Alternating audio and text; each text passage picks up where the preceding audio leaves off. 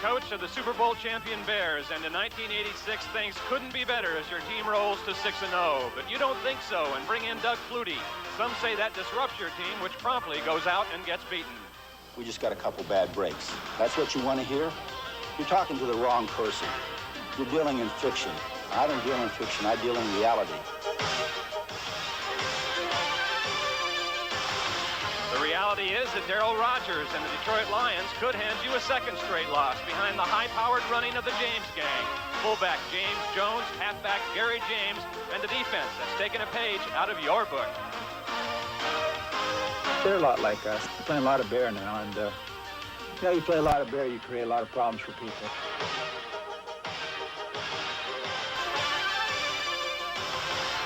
We're in Chicago on a threatening autumn day that will match the mood of the Bears and Coach Mike Ditka as they welcome the Detroit Lions to sold-out Soldier Field.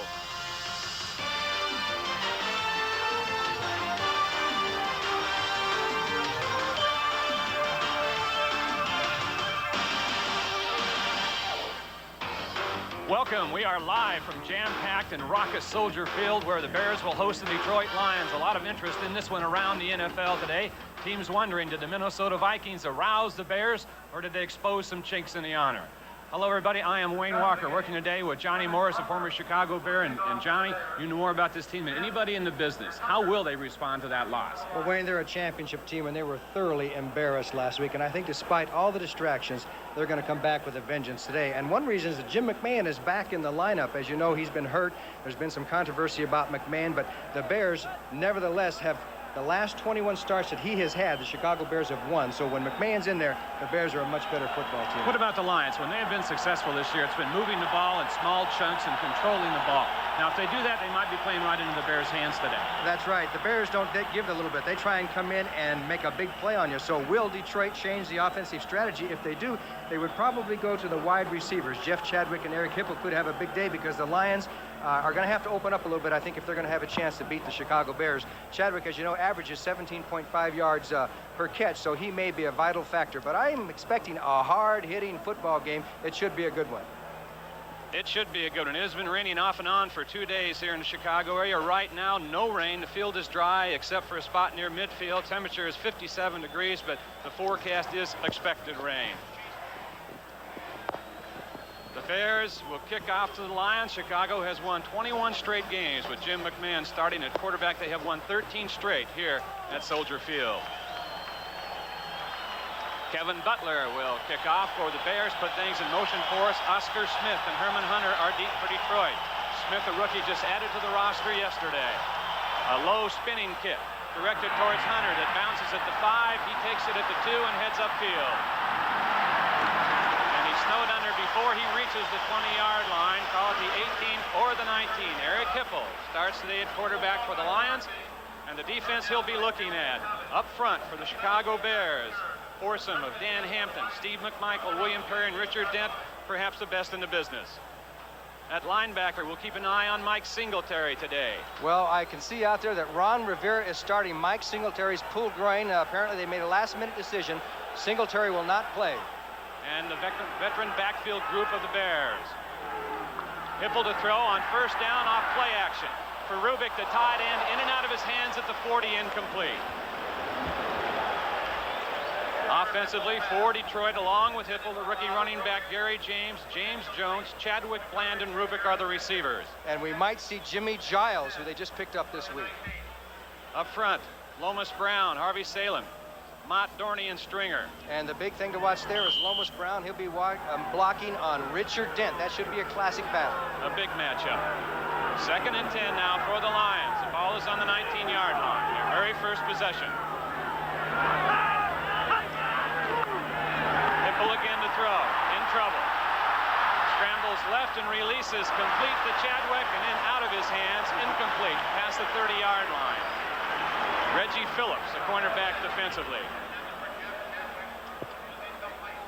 Well, it looks like the Lions are going to open up. That's 2 for 2 in the passing department, so they've decided to try and attack the Bears via the passing game on the outside. Actually, Rubick on that first play was open. Had the pass been better, they would have had a big gain. So now This is where the Bears like to have teams on 3rd and long situation, and this is where Darryl Rogers does not want his team 3rd and long against the Chicago Bears. But against the Bears, you do have to take some chances.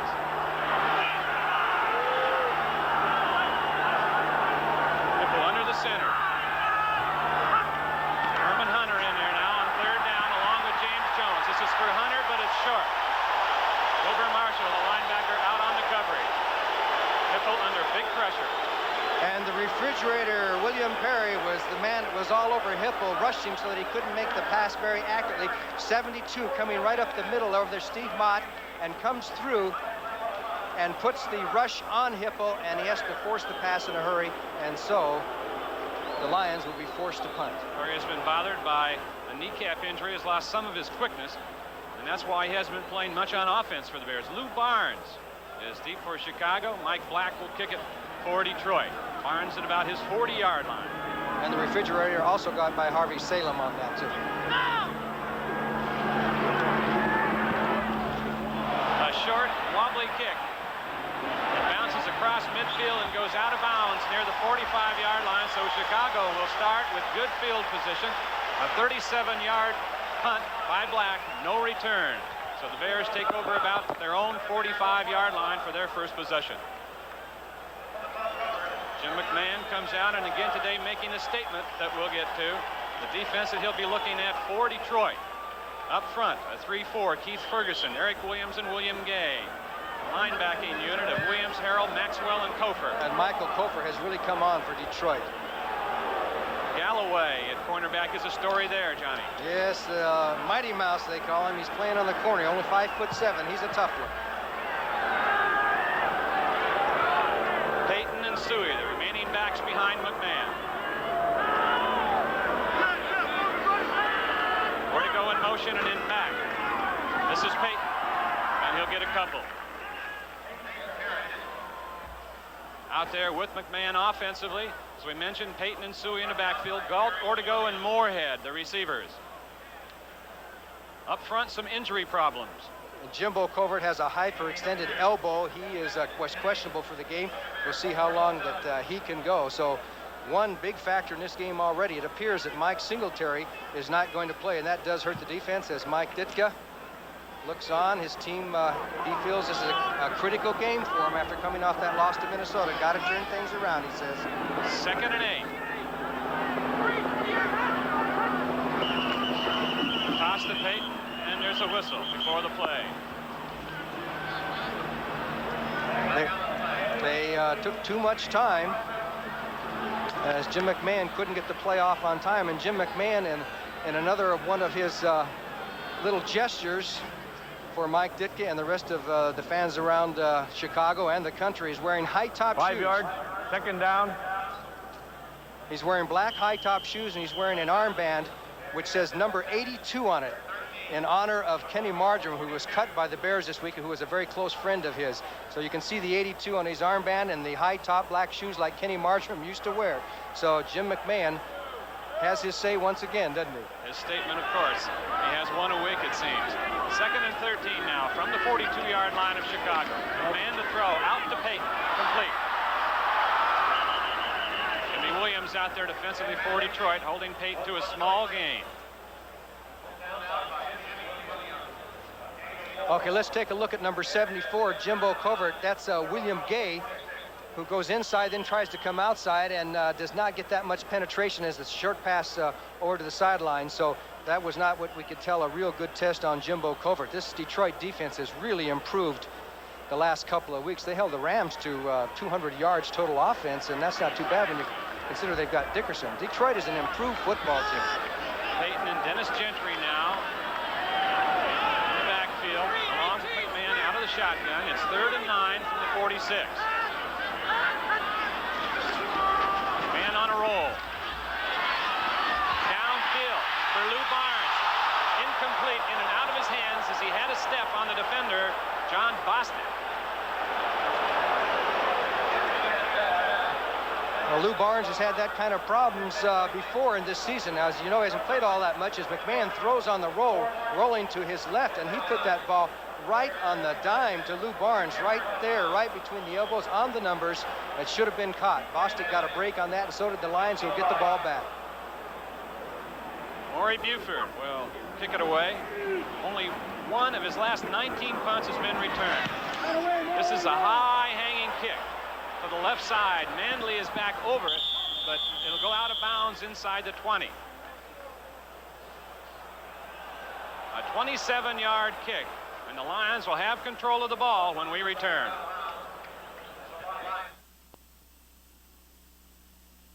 Bears that believe that some of those distractions caused that rare loss last week. There was too many distractions last week. I mean, the atmosphere wasn't right. And it showed, because we definitely got our butts handed to us, and Minnesota's ready. This week it's a different attitude. I mean, it seems like everybody's working hard, and it's back to where it was before. So now we just got to see see where we at once the game is over. And I believe, I hate for Detroit to be in this situation, because they're going to be the ones to get a butt kicking. Johnny, it's important for a team coming off a loss and playing a team like Detroit that they should beat. These first 10 minutes are very important. Otis Wilson always has been a player that says what he thinks. We'll see if it turns out to be true. 1st and 10 now for the Lions. Gary James, the rookie, takes the handoff from Hipple and gets 3 or 4. The Lions, a slow starting team this 1986 season. They have not scored a touchdown in the first quarter all season long. The only team in the National Football League with that mark. Not one they want. James picked up 5. 2nd and 5 now for Hipple from the 29-yard line. Bears just jumped into their 46, their Bear defense. James Jones won't get a thing. William Perry slides over for the hit. We talked about how the Lions like to control the ball. And when they do and they run well, they win. 206 yards as opposed to 87 yards. They've gone to the ground twice, and now they have a 3rd and 5 situation. It was interesting to see how they came out throwing. Now they're in the 3rd and 5 situation. Eric Hipple has been excellent the past few games. He completed 31 passes last week against the Rams, mostly of the short variety. On 3rd and 5, he's got Herman Hunter and Thompson in there, and he is nailed and fumbled. Touchdown, Bears, Wilber Marshall.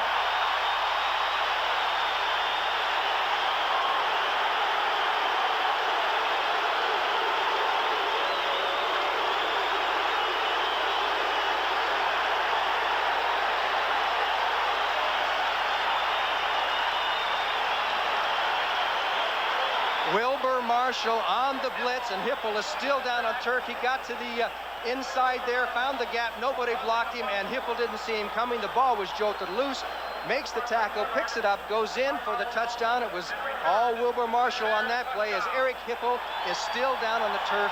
It looks like he is really, I think, maybe knocked out. Marshall got what linebackers love, Johnny, a no touch coming up through a gap. No one picked him up, and he hit Hipple full speed. And he has such great acceleration and impact when he hits people. And Hipple never had a chance on the play. These are the nightmares of a quarterback. You can see he's looking off here on this side for the receiver, and he got through so quickly as there was a mess up in the offensive scheme there of the Lions pass blocking, and Marshall made the tackle and picked up the ball. That's what you call a double dip. You get 150 points for that one. He did it all. Sensational. Yes, and Hippo's still a little bit dazed. And Joe Ferguson getting ready to come in, and he is a quarterback who took a shot from Wilber Marshall last year. At the end of the season, Wilber Marshall decked Joe Ferguson on one of the more ferocious hits I've ever seen. So he may have to come into the game. And of course, the Lions, what has happened to the Lions now, they're behind the Bears. This is what the Bears did a lot last year, not as much this year. And they get teams down, and then the defense becomes extra tough as Wilber Marshall gives us the wave, and he, more than anybody else, kind of misses Mike Singletary in there, but he says, hey, we got a lot of great defensive players, and he says, Mike Singletary's, we're not going to be lost without him. He said, we're going to make up for it, and we're going to do well. He was kind of defending the rest of the defense because everybody in the media has said that Singletary is the heart of the defense, which he is in many respects, but They got a lot of hearts out there. Wilbur And said so we've got more Eric than... Hipple has heart. I have a hunch he'll be back in the game. Wilbur said we've got more than one leader on defense. That's right. There are a lot of us. Butler with the extra point try.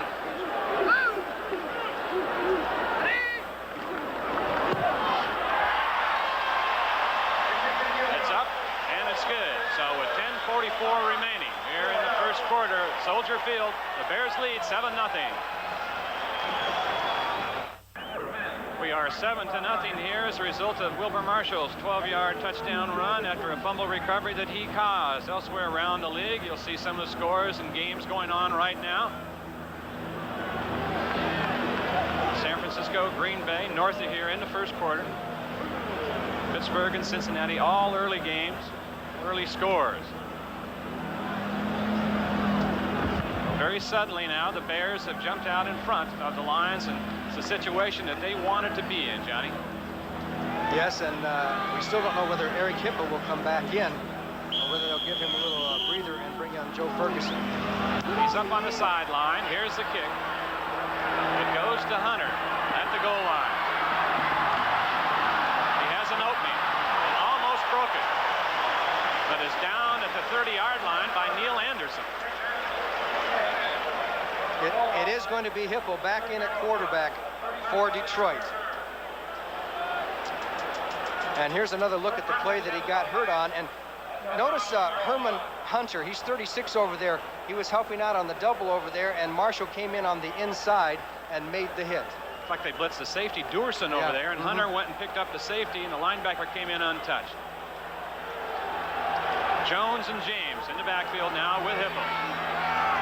Doubt Eric Hipple's toughness. He's still in there after that hit. Play action here again. He wants it all. He's going for Chadwick. But it's broken up at the 30-yard line on a fine defensive play by Gary Fensick.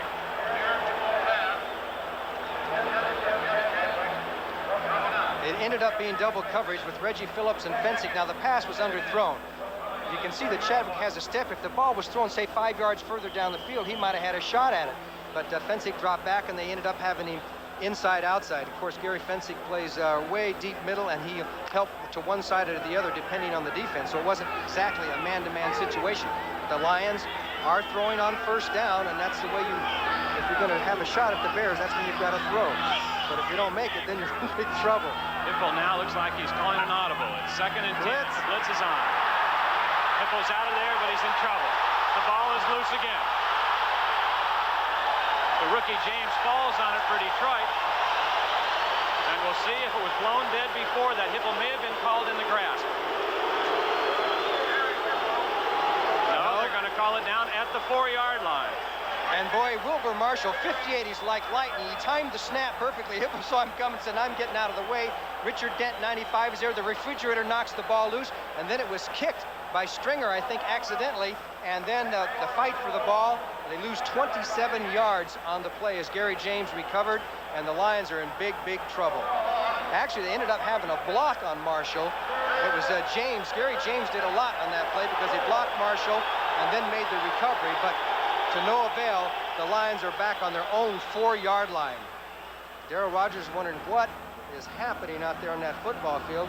They have not had a chance to establish anything. 3rd down, 37. What do you call? Watching this team go in reverse, you really have to be careful now. You're inside the 5-yard line. The Bears can play loose. They can take chances. They can do anything they want. You were right, though, about what you thought the Lions would do at the top of this telecast, Johnny. They would go where they wouldn't go strength to strength with the Bears. They'd go weakness to weakness, and so far that hasn't worked either. 3rd and 37. The Lions don't have a quick kick. It's tough to make 37 yards. Send the 37-yard play in. It's a toss. And James is down after a short gain.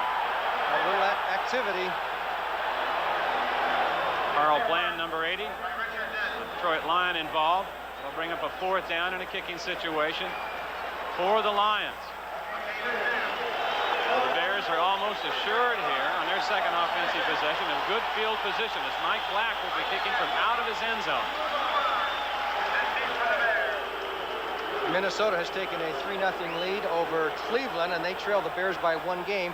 It appears that the Bears are going to get good field position here, and Black punted very well last week and has come on, but he has had some precarious moments in the first part of the season. So, dangerous situation here for the Lions. Lou Barnes, deep man for the Bears, about his 43-yard line.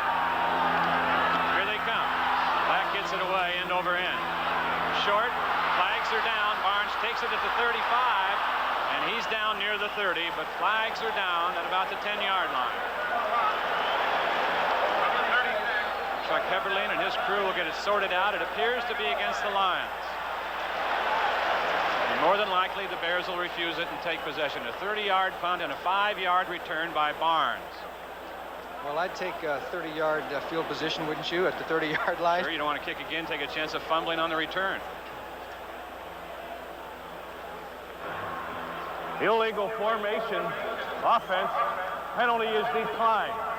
First down. Harold Rogers, and over his shoulder in the light blue sweater there, Wayne Fonts, defensive coordinator. Peyton and Suey remain in there now with McMahon. Mike Ditka told us earlier this week that the Bears just play better with that man in there, McMahon at quarterback. And he also wants to reestablish the running game. He feels that the team has gotten away from the run, especially last week. McMahon to throw. All day for Ortega. It's intercepted.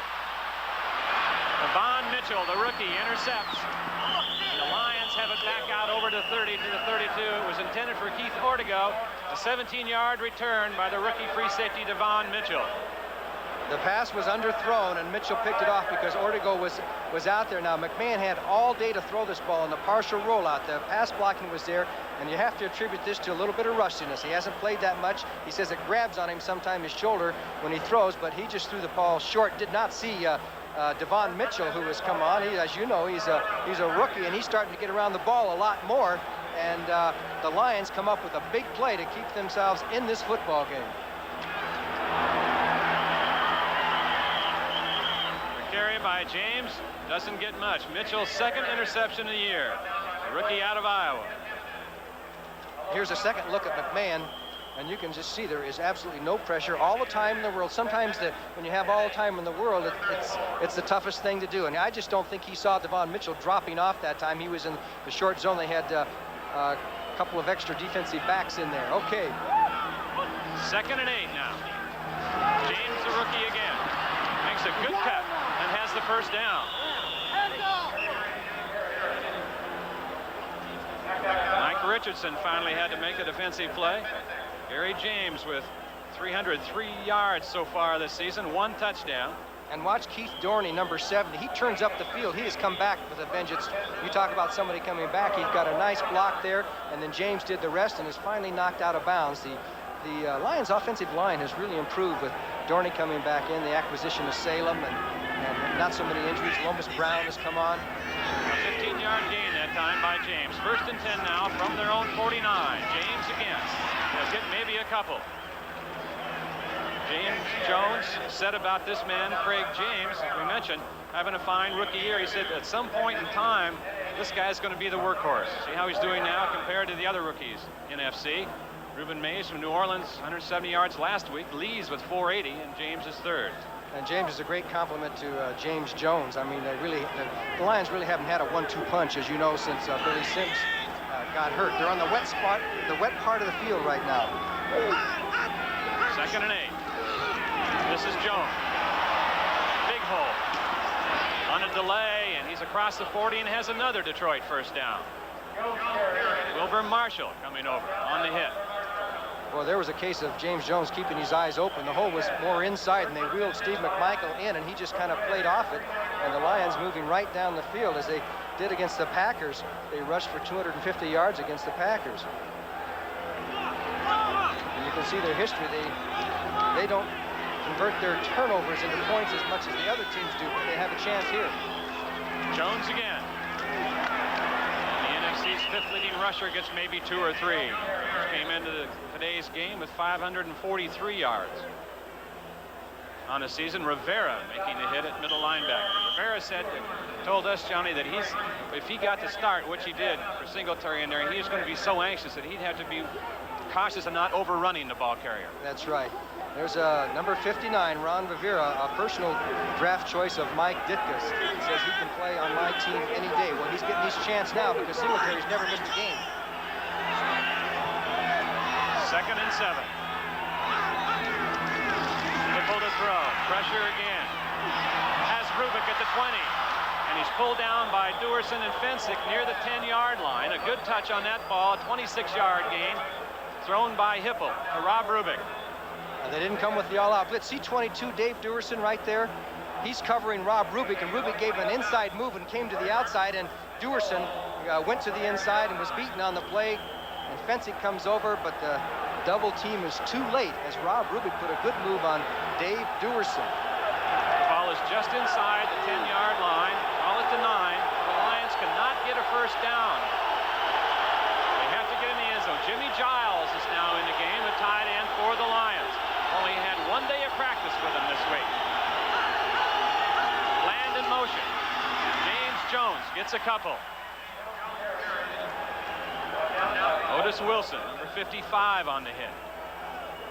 Jimmy Giles in there, that's what you call picking up the system in a big hurry, but he's been around a while. It was amazing what Hipple told us. He said, you know, their system down in Tampa Bay was numbered and terminology was much the same as ours. If it weren't for audibles, he said Giles probably could play the whole game, but the audible system is what he doesn't know. Well, he's a 4-time Pro Bowler. David Lewis is hurt a little bit, so Jimmy Giles could end up being a factor in this game as the Bears trying to hold them off. 2nd and goal from the 7, the 8th play of the drive. 4:17 in the first quarter, and the clock is moving. Hipple to throw. Gets away from Duerson, but Hampton has him down at the 11. The 3rd sack of the day for the Bears. And all caused by blitzes. Number 22, Dave Duerson, right here in front of your screen. He comes blitzing from the outside, but he doesn't get the tackle, but he enables Dan Hampton to come off his block and then get the tackle. So a lot of times, you know, that blitz worked just because Duerson made Hipple move around in the pocket. And Dan Hampton comes up with the sack. Danimo, Dangerous Dan, number 99. Hampton's 4th sack of the season. Rubick in at tight end, Manley at wide receiver for the Lions. Blitz again. 3rd and goal from the 10. Hipple has to unload in the direction of James, and it's incomplete. Boy, the Bears are bringing everything but the kitchen sink against the Lions today. At that time, Otis Wilson came right up the middle. James Jones got there to put a block on, but everything rushed Hipple, so now they'll depend on Eddie Murray, and he's a pretty good guy to depend on. Well, it was a pretty good drive, 2 by the Lions. Good position to get 3 out of it. Eddie Murray 6 of 9 this year. His first attempt from 20 to 29 yards. All year, he has not attempted one from that distance. This will be a 28-yard attempt.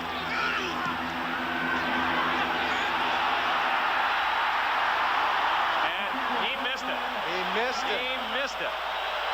One of the most dependable kickers in the history of the National Football League misses from 28 yards out, so the Lions failed to get on the board, and that'll stun him a little. Well, it must have been too short for him. Like we said, he hadn't practiced it, but you can tell by the reaction, he missed it. The Bears still lead it 7-0 first quarter. The life of a kicker, Eddie Murray, with time now to stew about that miss and watch his teammates try to get the ball back for him in the offense. The ball is on the 20-yard line now, 3:40 remaining in the first quarter. Suey and Payton still in there with McMahon. More to go in motion. The toss to Payton.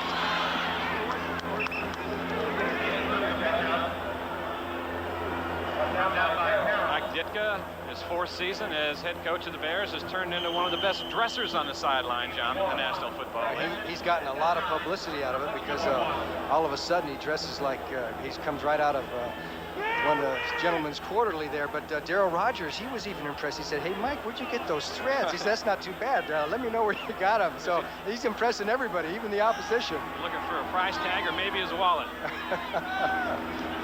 2nd and 9 now for the Bears.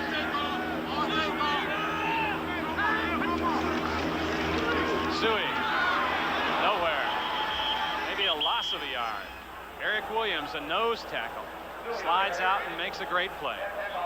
Well, he is so quick down there. He had 8 solo tackles last week. Now look at, you can see Jay Hilgenberg trying to get position on him. He just throws him out and then makes the tackle on Suey, or the old necktie tackle. Eric Williams showing some great quickness and able to beat the quick block by Jay Hilgenberg, who was one of the best at the Bears center, number 63. Williams had a big week last week against the Rams. 10 tackles in that one. 3rd and 10 now. The ball is on the 20-yard line. Peyton and Dennis Gentry in the backfield.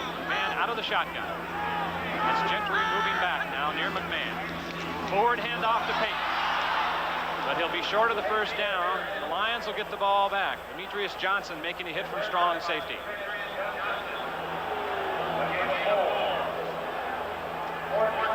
The Lions, who have failed to put a dent on the scoreboard, get another shot here and should end up with pretty good field position. Deep Manley is back to return this one. Buford will kick it away. Buford averaging 41.7 yards of punt coming into today's game. It's a high snap and a short wobbler. It takes a neutral bounce where it's down by Tim Reitman at about the 46-yard line. A 30-yard kick, no return. The Lions will have it at their own 46 when we return. And McMahon on the Chicago sideline. Johnny bothered with the back and shoulder problems. He told us Friday that his shoulder problems were muscle spasms. Yeah, sometimes when he puts his arm back to throw, it grabs on him. But he says he can play, and that's the thing that Mike Ditka wanted to know. Can he play or can he not play? In the last 3 weeks, it's been off again and on again. There's been some feuds between the two, which have become even more troublesome for the team, because some of the team is wondering, hey, what's the situation with Jim McMahon? He has about 3 doctors, one at the team doctor and one for his shoulder, one for his back, so it's hard to keep track of all the medical reports right now on McMahon. Okay. 1st and 10 from the 47 now for the Lions. Tipple to the rookie James, and he'll get a couple 3. Notice Wilson again on the hit. You know, under the system that the Lions have now, Eric Hipple doesn't throw downfield nearly as much, although he has started in this game. But he's been completing 65% of his passes. Now, that's very high. It's made Hipple a more conservative quarterback, but more effective. I mean, the Lions' offense hasn't done all that badly the last few games. And they had a nice drive this last time, but unfortunately missed the field goal. So Eric Hipple is the guy that they're going to be going with. Well, he told us in order to win this game, they need a couple of big plays. 2nd and 8 here. Time running down in the first quarter. Bears lead 7-0. That's complete to Chadwick near the 40, and they'll have the first down yardage. Reggie Phillips defensively. Remember that battle we told you about, Lomas Brown and Richard Dent, number 95? Well, here's an example of it. 75 blocking on 95. Lomas Brown, the #1 draft choice last year, pulls Richard Dent right out of there. Does a nice job. He gets an A on that. Lomas Brown said, you've got to set up perfectly against Richard Dent, because if you don't, he'll come back underneath you and get the sack anyway. He lines up so wide. Now maybe we'll see an example of it. You'll see how well, he's not wide this time. 95 is got the backer out there behind him. Here's Hipple, play action. Complete to Rubik, and they'll have another first down. At about the 25-yard line, a 15-yard pickup before Wilbur Marshall makes the stop, and that will be the last play of the first quarter. So the Lions are on the move here, but the Bears lead by a score of 7-0. Sports coverage of the National Football League is sponsored by Toyota, builder of tough, powerful, reliable trucks, Toyota. And by GTE. GTE.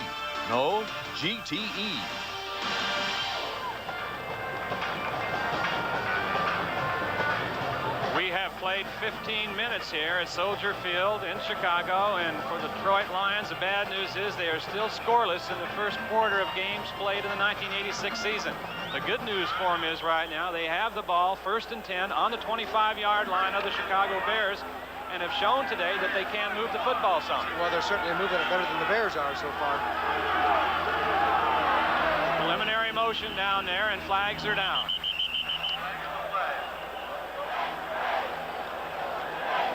Richard Dent, we saw the matchup that he'll have with False Lomas start, Brown. number 75, offense, 5 yards, first down. That was Lomas Brown. He said, you know, the way Dent lines up so wide, it just makes me uncomfortable. Perhaps that's what drew him off sides that time. But so far, he's done a pretty good job on Dent. 2 plays in a row, we watched him specifically, and he did very well. So now it's 1st and 15. Let's see what the Lions elect to do.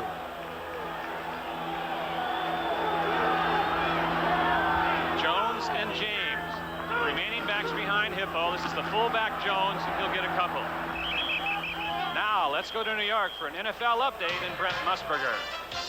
Well, Wayne, we've got an upset brewing right up the freeway in Milwaukee. Here is Randy Wright and going to Mark Lewis. It's 14-0 Packers over the Niners. The Niners are at -10 total yards behind Mike Morosky. Back to Wayne Walker. Thank you very much, Brent. 7-0 here. The Bears leading. We're at the beginning of the second quarter. 2nd and 13 now for Detroit.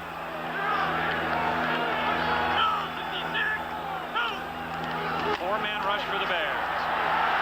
But Hipple still gets cracked, and it was Dent. Looked like he came in underneath him that time, John. That's right.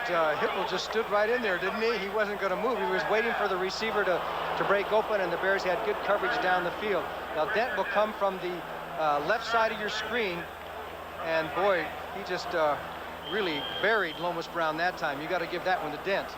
Sure do. Lomas Brown, I think, got tripped up on some feet in there, and Dent over the top of him. You got to admire Hipple's courage. He doesn't flinch at all when he's in that pocket. He's a tough competitor. 3rd and 13. Especially after what happened to him on the Wilbur Marshall. Oh, isn't that the truth? Herman Hunter and Leonard Thompson in the game now for the Lions.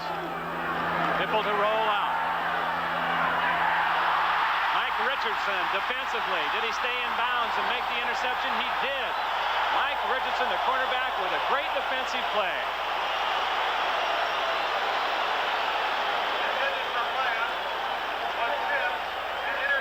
Well, that was a super play by Richardson as the Lions elected to roll out away from the pass rush. And you'll see Bland going to the outside. Here comes Richardson, who had him covered all the way. And then the question is, did he get control before he went out of bounds? The officials say yet, and we will get a chance to see if you agree. He's got it now in control, and it looks like both. That's a tough call. Yeah. That's a tough call. Tough call, but a great play by Richardson. Was. Ball is on the 21-yard line now. Calvin Thomas and Walter Payton are the running backs. The play stands. Now we may have an inquiry First down. on the replay. The play stands as called. So they were looking at it. The NFL replay official was looking at it. And it stands as called. It'll be Bears ball. Now remember, they have the advantage of a couple of ways to look at it that we do not have. But from this, I don't think it would be conclusive that he did have control. Now that that right foot, I don't know, I still can't call it. Can you? No, not there. Not on that one. Bears will take it, though. 1st and 10 from the 21. Calvin Thomas takes the handoff, but flags are down before the play.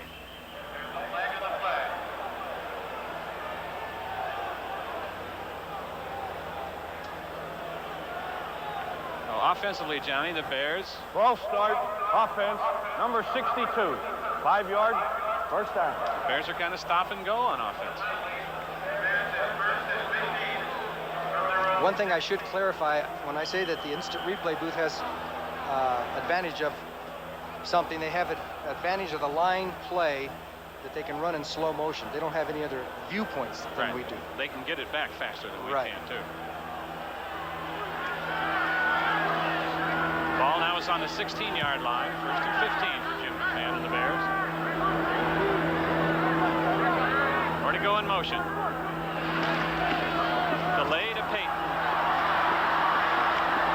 And a good play defensively by the Lions. Good team defense on that one. Wayne Galloway making a hit. And Demetrius Johnson.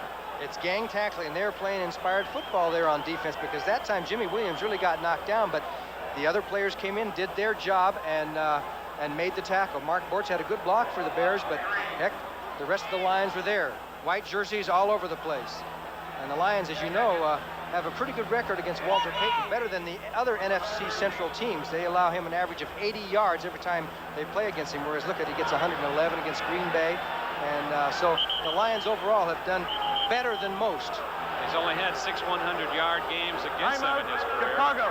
And almost amazingly enough, in his very first start against the Lions, Walter Payton gained 0 yards on 10 carries. Chicago 7-0. Stay with us. The coordinator of the Lions and his players said that he's been pumped up all week, Johnny. He gets pumped up more than the players do, and he has got them going now because the Bears have only 10 yards of total offense. A good situation for any defense here. 2nd down, 18 to go. Payton and Calvin Thomas in the backfield with McMahon. More to go in motion. McMahon to throw, a deep drop. Screen it to Thomas. He's got some room. But Jimmy Williams closes it up immediately and holds him to a short gain. Let's go now to New York again and Brent Musburger. Well, Wayne, the New York Jets go ahead of New Orleans on this touchdown pass. Ken O'Brien to Al Toon. 44 catches this year by Toon. He leads the NFL. And the 49ers have just scored in Milwaukee. That should go to 14-7. Let's go back to Wayne Walker. Thank you, Brent. Both of those games closing up. 7-point difference in this one. 3rd down now, 11 yards to go for a first down for the Bears. We've had trouble moving the ball offensively so far in this one against the Lions. Dennis Gentry back there now. In the backfield, McMahon out of the shotgun.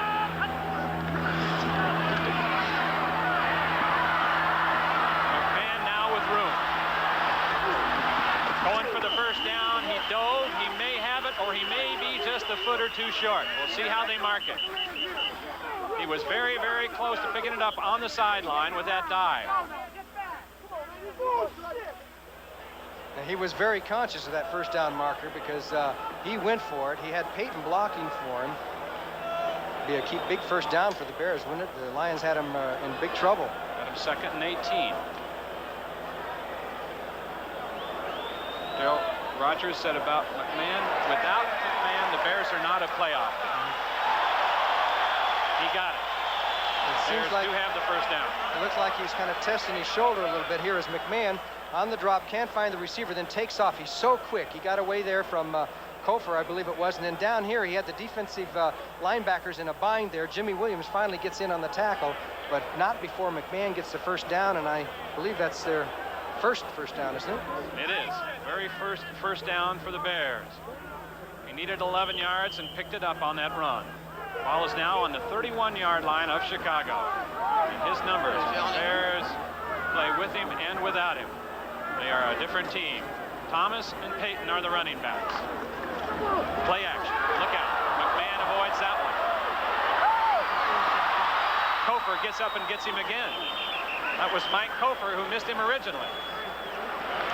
Persistence pays off, and that time McMahon, you get an example of McMahon's quickness off the dime, his first 2 or 3 steps. He felt Kofor coming, number 55, and he'll get away from the move. Here comes the blitz, and then he gets away from him, but Kofor, 55, will end up coming back as McMahon cuts back, and you got to give him an A for effort on that one. Michael Kofor with the tackle. Great old move by McMahon, though, originally. Yep. He kind of leaned forward and then spun out back behind. That's right, and Kofor is really adapting to that linebacker position. You know, he's been a down lineman and linebacker, and he's a big linebacker and a small defensive lineman. Let's put it that way. Great speed. Yes. I don't know where you put him. 2nd and 3 now. McMahon to throw again. Everyone out in the pattern. He gets this one to the tight end, Moorhead, and they'll have the first down near the 45-yard line. Demetrius Johnson on the defensive play, but McMahon was nailed as he released. Well, they'll get a shot at him here. As you can take a look, there was no penalty call. He got rid of the ball. The people were in motion as they were. Keith Ferguson with the hit on McMahon, a legal hit because his body was going forward, and it's impossible to stop in midair. Jim McMahon finally moving the Bears, but the Lions lead in first downs 5-2. 2 first downs in succession for the Bears now. From the 44, 10:43 remaining in the first half. This is Payton. And the Lions are all over it. Vernon Maxwell, the inside linebacker, steps up and makes the play.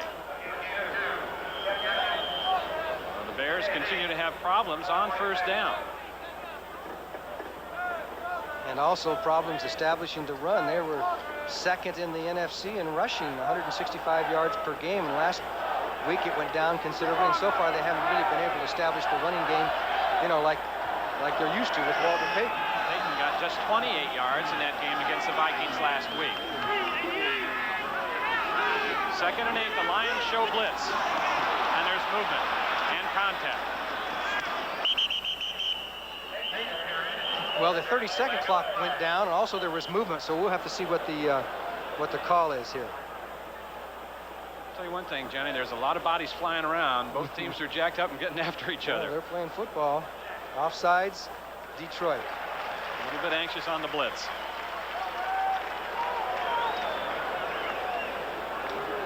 Well, they were faking blitz there, as you can. Offside, defense, middle of the line in the neutral zone. What you can do a lot of snap. times, Johnny, is when you're 5 linebacker yards, up there, you get your hand on your second down lineman, and it causes him to jump. They all got a piece of that penalty. Rodgers in his 2nd season with the Lions, 10-13 career record in Detroit. 20 years as a college coach, and a successful one. 2nd and 3 now for the Bears. Ball is just across midfield, Detroit territory.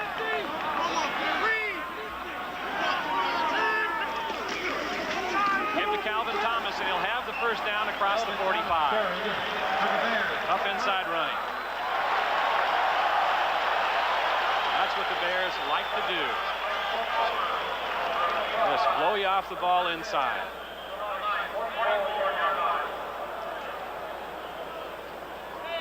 So the Bears make it 3 consecutive first downs now on this drive. The ball is marked at the 44-yard line.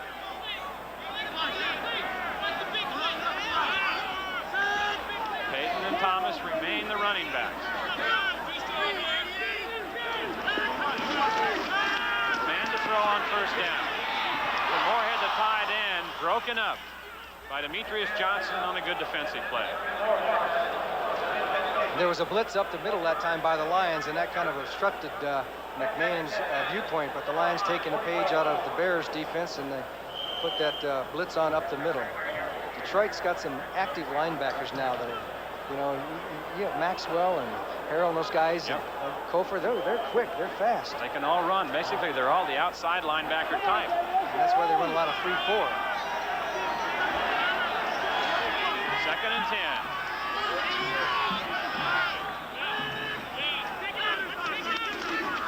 This is Payton trying to get wide, and can't. The Lions are swarming defensively. And Walter Payton, Keith Ferguson, defensive end, had that stacked up over on the left side.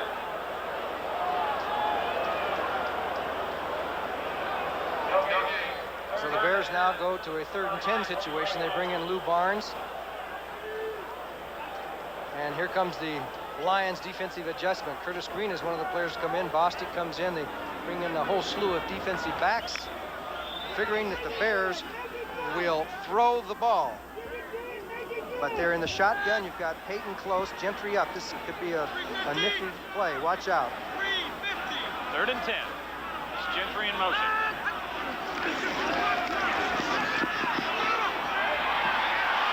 Is it complete? Near the 30-yard line, it is. It'll be enough for the first down for Willie Gault.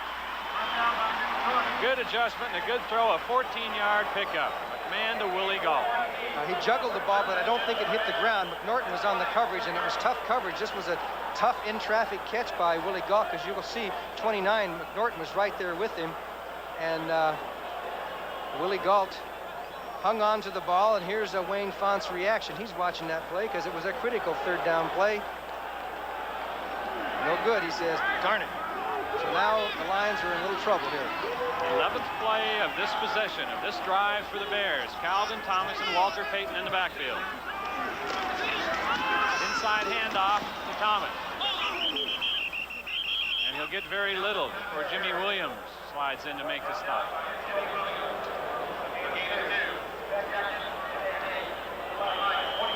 So grind them out football right now for the Bears. There's no doubt Detroit's playing inspired football. They're trailing 7-0. It should be 7-3 or maybe 7-6. They were down in Bear territory twice. So now we come to the situation where Mike Ditka knows, hey, if we can score here and put them down 14-0, you know, you can get them on that roller coaster that the Bear defense gets sometimes. Right, let some of the air out of their balloon by doing that. 2nd and 8. Rollout. Chased from behind by Ferguson, but he won't get there, and it's intercepted. Intercepted by the Lions. Again, Demetrius Johnson. Flags are down, though. Wait a minute. Flags are down near the 32-yard line. And we'll see what it is. That was right around where the quarterback was, wasn't it? Where McMahon was. Chuck Heberling and his crew talking it over there. There may have been some infraction down the field, but then with McMahon rolling way out to the sidelines, they may discount that. We'll have to see what the call is. Let's. Unnecessary roughness, number 76. After the pass was caught, the ball belongs to Detroit, half the distance to the goal. Called it on Eric Williams, the nose tackle. But the Lions will retain possession after the interception by Demetrius Johnson. Well, he all of a sudden turned to be an offensive player, didn't know how to do it. He did it wrong, I guess. But here's the play as McMahon rolls out. I think it goes off Emery Moorhead's hands into Johnson. Moorhead is 87. It's a little bit back behind him. And then there is 21, Demetrius Johnson with the one-handed snag right out of there. Now, we were not able to see the... Here's another reaction by Wayne Fonts. That time it's to his favor. He's happy. Is that a mirror of the other one or what? The opposite side of the coin. 1st and 10 now for Detroit. Ball is on the 5, and the crowd is getting involved here at Soldier Field. Play action. Knocked down and almost intercepted by Wilber Marshall. When he had 6, he could have danced in. There's a quick hitch pass out to Chadwick, and Wilber Marshall covers the back coming out there. You see him 32, he's supposed to cover the back, but he spotted the play, then goes back in the zone and almost picked it off. Wouldn't that have been something? What a game that would have been for him, huh? 2 touchdowns already. Like that.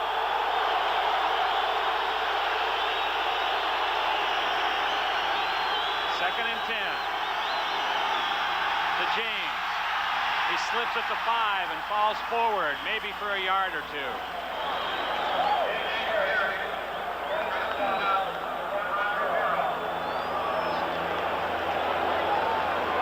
Slick turf got James on that cut. He said he doesn't like to play on turf. He prefers grass, Johnny. Yeah, he likes the grass, and he says he doesn't like turf, but he has to do it, and he's getting used to it. But I kind of believe he had 140 yards against Green Bay. Played at LSU, of course, on a grass field, and said he hasn't really become accustomed to playing a lot of games on this artificial turf. Nickel defense in there now. 5 defensive backs for the Bears. It's 3rd and 9. Inside handoff to Jones. He's near the first down and has it. On good, tough running towards the end, he really finished off that run. A big play for the Lions. As you can see, Hippo was looking, and he saw those linebackers right up there close. He didn't know if he was going to get the blitz or not. They did not blitz. They dropped off, and it was just a reverse handoff, a little counter kind of. He followed Lomas Brown, the tackle. See Lomas Brown, 75? Got in his way, but he still got the first down. Big play as James Jones comes through again. 10-yard pickup, moves the ball out to the 18-yard line, where it's 1st and 10. 4:51 on the clock in the first half. Bears lead it 7-0. The rookie James, he'll get a couple. Once again, let's go to New York for an update from Brett Musburger. All right, Wayne, here's a play that just set up a jet touchdown. Ken O'Brien pulling out, went deep to the slot man, Wesley Walker, and then Freeman McNeil punched it in for the 1. 14-6 Jets. Let's go back to Wayne. Thank you very much, Brent. Wayne Walker along with Johnny Morris here at Soldier Field. We're in the second quarter, 4:30 remaining in the first half, and the Bears lead by a score of 7-0. The Lions have the football on the 21-yard line. Stay with us. Starting left guard, who the Lions acquired this year earlier from the Houston Oilers. He'll be replaced in the lineup by Steve Kenny, former starter at Philadelphia. But that could be a costly one because the Lions' offensive line was gelling with Salem at left guard and Dorney at right. 2nd and 8 here now. Ball is on the 21-yard line. Jones. Good penetration again by Wilber Marshall, who's having a career day, and that made the defensive play. Harvey Salem, we understand, has an ankle sprain. We don't know if he will return or not to this one. When Marshall continues to improve, and that's scary. He can run like a deer, too. I mean, he's tough, run like deer, good hands. Herman Hunter and Leonard Thompson in there now for Detroit in this long yardage situation. Passing situation, 3rd and 8. People will have to be careful on the 20-yard line. Under pressure. Dumps it off, and it's complete. But it'll be short of the first down yardage. Complete to Carl Bland. Well, under some pressure. Couldn't get much on that throw and really couldn't go where he wanted to. Well, the Bear blitz worked again. He just couldn't find anybody. Didn't have enough time and got the reception, but not enough. And that's the payoff for the blitz. The Bears blitzing quite a bit in this game. Mike Black will kick it away for Detroit. Lou Barnes is deep for the Bears.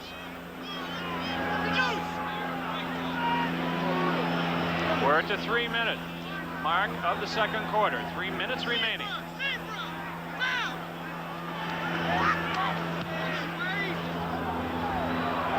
Barnes at the 35. Almost found a seam and is down at the 45-yard line. That's a 39-yard punt and a 10-yard return. Next Sunday of CBS.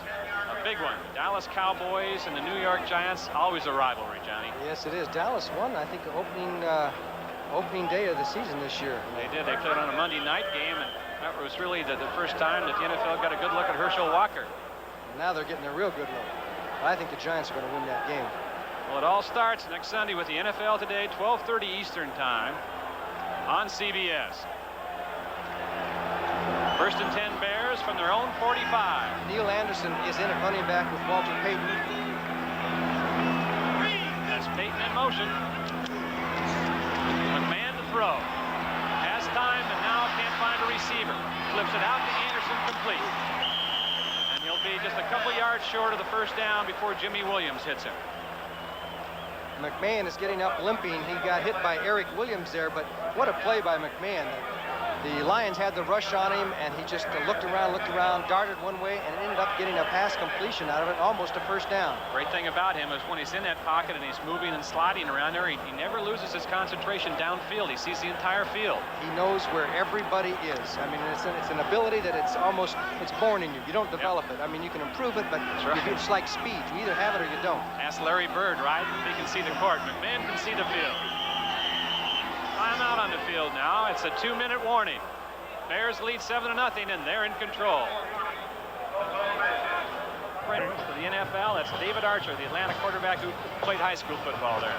Where is Soda Springs? I'm the only guy in this booth I know that knows where it is.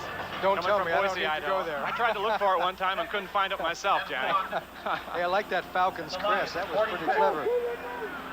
2nd and 1 for the Bears. Payton and Suey are the running backs. This is Suey. He has the first down. Well, Matt Suey, who has not been as productive this year for the Bears as in past seasons, Johnny. Well, the Bears have a wealth of running backs now that they're trying to get in the football game. Calvin Thomas, and they try and get Anderson in certain situations. But Suey does the job when he's in there. He comes up with vital plays. Man to throw on 1st and 10. With time, gets it to Payton. He'll be near another first down at the 45-yard line, a couple yards short of it before Michael Kofer runs him out. Minnesota continues to pressure the Bears. They lead Cleveland 10-3. That was one thing Gary Fensick said. This year is different than last year now. We didn't have anybody on our tail. That's right. The Vikings could be, 6-2 if they win that game. So the Bears have some pressure. Last year, everything was their way all the way. They got ahead early and stayed there. 12 in a row last year before they were beaten by Miami. They won 12 more in a row before Minnesota beat them last week. That makes them 24 of their last 26. That's pretty good. Not bad. 2nd and 2. McMahon to throw. The blitz is on. He gets outside the pocket. Tries for the first down, but maybe just be a foot or so short of it before Vernon Maxwell came over and nailed him. And boy, did he nail him too. He had the shot at him. I sticked him. He high-sticked him and stuck him right on the sidelines, but When we talked about Hipple being courageous. This guy is too. He's banged up, but when you see him run for those first downs, he's not sliding in for him. I think one of the things that bothered him when they had a team meeting this week to air things out, there were some players who wondered whether McMahon was really hurt as bad as he thought. People were questioning that. That kind of hurt McMahon because he has played hurt before. There's no question about that. Oh, that had to sting him. 3rd and 1 from the shotgun. Deep drop. Screen to Suey. He avoids one tackle and has the first down across the 30-yard line near the 27. James Harrell on the stop. But Suey has another Bears first down, and the Bears will take timeout. 1:12 remaining in the first half. The Bears lead 7-0, and they're threatening. And we're talking about Matt Suey, and here's a reason why he's a valuable man. Now, this is a little check down pass, and you'll see Suey's 26 blocking on Jimmy Williams. Puts the little hit in and just comes down for the little pass. Now, watch the move he puts on Vernon Maxwell, and Maxwell's no slouch as he comes forward, and he just dekes him out and gets the extra yardage. He's not a burner, but he gets some vital yardage for you when you need it. Dekes him, huh? Like a hockey game. Dekes him just like a hockey game. Bears 1st and 10 now. Ball's on the 27-yard line. 1:12 remaining in the half. The Bears have one timeout left. This is McMahon out of the shotgun.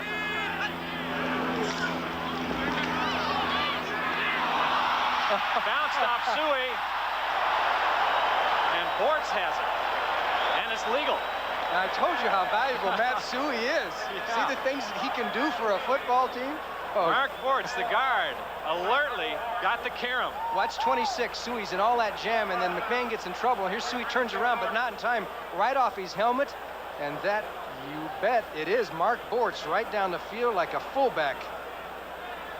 And that is a legal play. Yeah, they're going to talk it over down there, but it's got to be legal. As long as it hits the receiver. Was touched by a legal receiver in the backfield and then caught by an ineligible lineman, but he now is eligible. The pass is complete.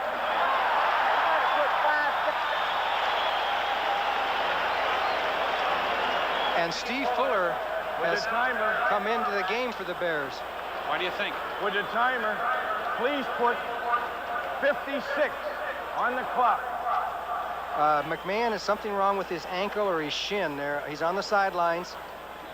And so Steve Fuller has come into the game with 51. Is that what we're supposed to have, 51 seconds, did they say? They said to reset it, so we'll see what it is. There's 56 on there now. 56.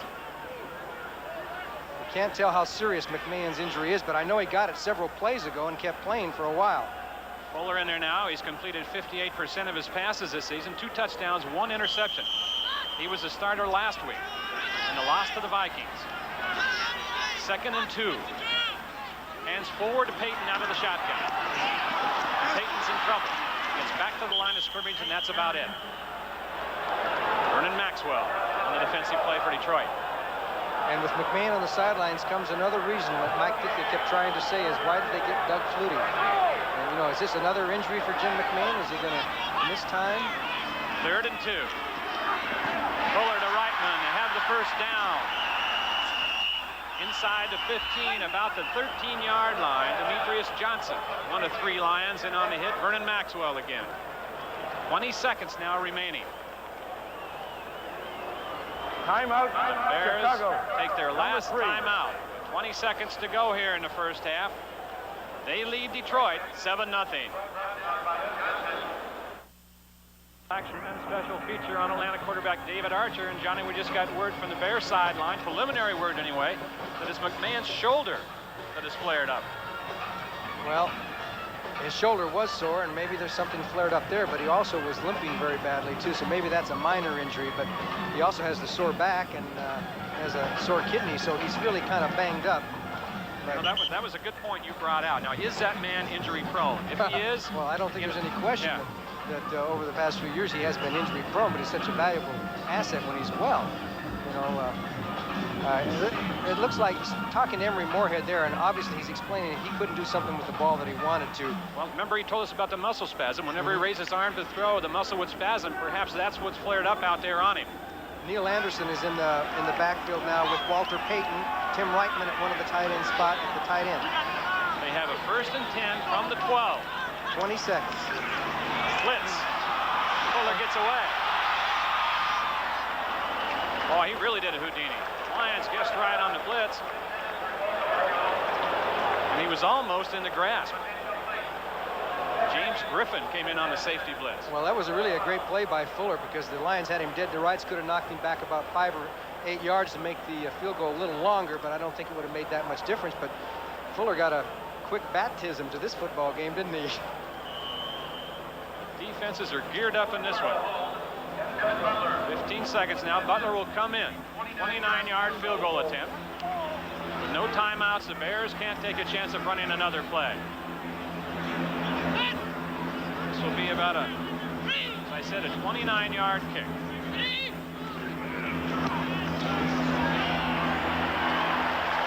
It's up and it's good. Bears lead now 10-0 on 29-yard field goal by Kevin Butler. So another good drive. Climax by Fuller coming in for the injured Jim McMahon. The Bears have had pretty good drives now in this second quarter after faltering in the first. Next Saturday on CBS Sports, college football, Florida State Seminoles against the #1 Miami Hurricanes. To the special time, noon Eastern. And then it'll be the Los Angeles Lakers and the Houston Rockets. They'll stage a rematch, the season premiere of the NBA on CBS. That's all next Saturday. 10 seconds remaining here in the first half in this one. I'm sure we'll get an injury report on that man at halftime. What his problems are. That is the trainer, Freddie Cato, along with Jim McMahon. Of course, he's the man who kind of tries to keep everybody put together and get him on the football field. And Freddie Cato, I'm sure, had a lot to do with Mike Singletary not playing. He didn't want him to pull that groin anymore. But right now, the story is Jim McMahon. They've had a long series, Detroit, and the Bears lead at 59-42. I think it started back in the 1930s. I don't think anybody has any interest in those guys. Well, your old team and my old team, I know I don't want to hear it. Well, the Lions have had some great seasons back in the 50s, right before you came up. John, you know, I played against the Bears 31 times in my career, and I think I got a mark for every one of them. Well, you earned it. You retired at a good time. You know, after you retired, we beat you 6 times in a row. Well, let's catch up a little bit. Oscar Smith at the goal line. Return it, Oscar Smith. Out to the 28-yard line, and there'll be a timeout call with 5 seconds remaining on the clock. Todd Bell made the special teams hit. 29-yard return. Oscar Smith was just recently added to the roster, activated. Number 5 draft choice, and he had a foot or a toe problem in training camp. Put him on IR, and then just brought him back. Alvin Moore, you know, I thought he was a pretty good ball player. You know, he's been all-purpose type released guy. by the Lions, but I always thought he did a pretty good job. He did. There's young Oscar Smith.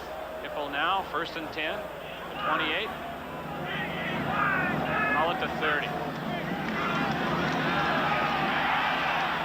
Screen to Jones. We'll try to get out of bounds, but the half will be over. That will be the last play of the first half. A good, tough defensive struggle here. That's the end of the first half with the score Chicago 10, Detroit nothing. Coming up at halftime. Stay with us. The NFL Today. Game where the name Black and Blue Division came from. Well, it really holds up, and actually there was just the one big play as a difference in the score, is the Wilbur Marshall play with the sack and picking up the ball for the touchdown. Jim McMahon was 8 for 12, 63 yards, and of course his shoulder is the big situation right now.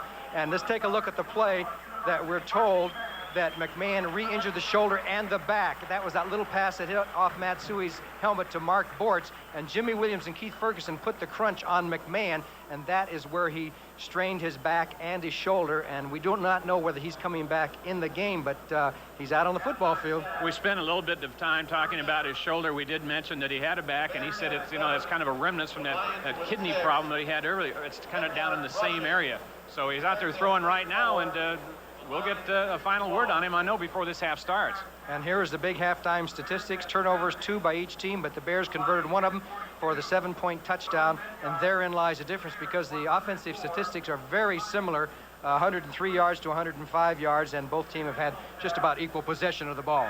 CBS Sports coverage of the National Football League will continue after this message and a word from your local stations. Coverage of the National Football League is sponsored by Bud Light.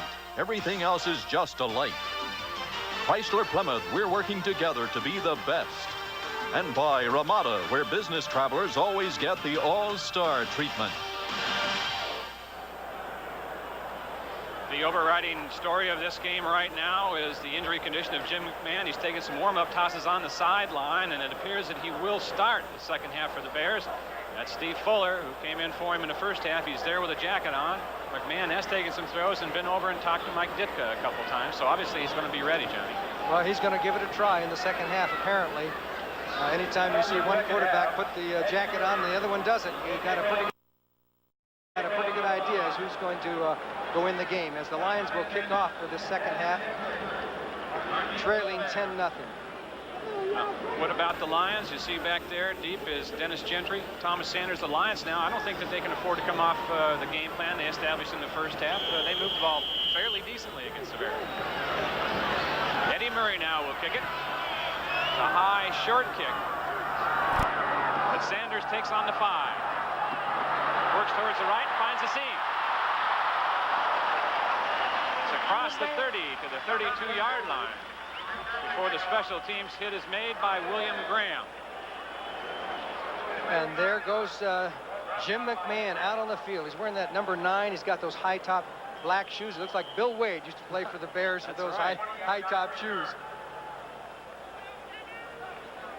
Detroit defense against the rush the last 3 games. Matt Suey and Walter Payton in there now.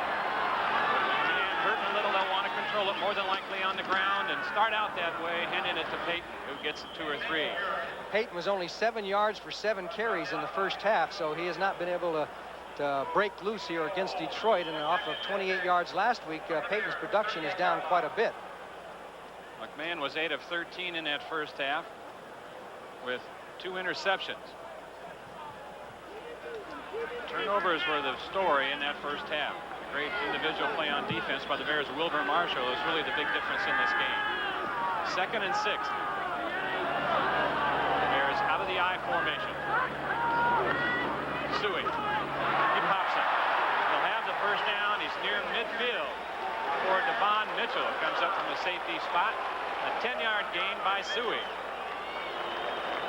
Nice blocking by the Bears as Mark Bortz creates a hole there, and on Williams, James Harrell was blocked, and Matt Suey, who, as you recall, rushed for 100 yards against Detroit last week, and Jay Hilgenberg, number 63, throws the nice block on Eric Williams and creases him out of the play, and Suey was able to go right up the middle. Matt Suey. Williams is a guy that gets penetration, and sometimes the centers like Hilgenberg can just turn on him. 1st and 10 now for the Bears. Fake the toss and hand it to Suey. He'll get a couple. Eric Williams told us that Hilgenberg probably was the quickest center in the league from watching the film, so he hasn't played against him. This is his first crack at him. Eric Williams at the nose tackle, who started this year. He said Hilgenberg, that man right there, though, has got to be the quickest of all the NFL centers. His first move is just tremendously fast. And he likes to cut, too. In other words, hit you high and then cut you at the knees, and no nose tackle likes that. You know, that was a pretty good play by Curtis Green on that last play. Man and the Bears looking at 2nd and 7. Just across midfield into Lions territory.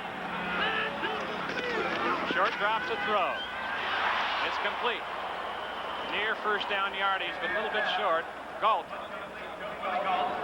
on the receiving end. They'll mark it just about a foot or 2 short of the first down yardage. Willie Galt, who's averaging 19.5 yards per catch, but do you know who leads the Bears in per catch? The guy they call White Lightning.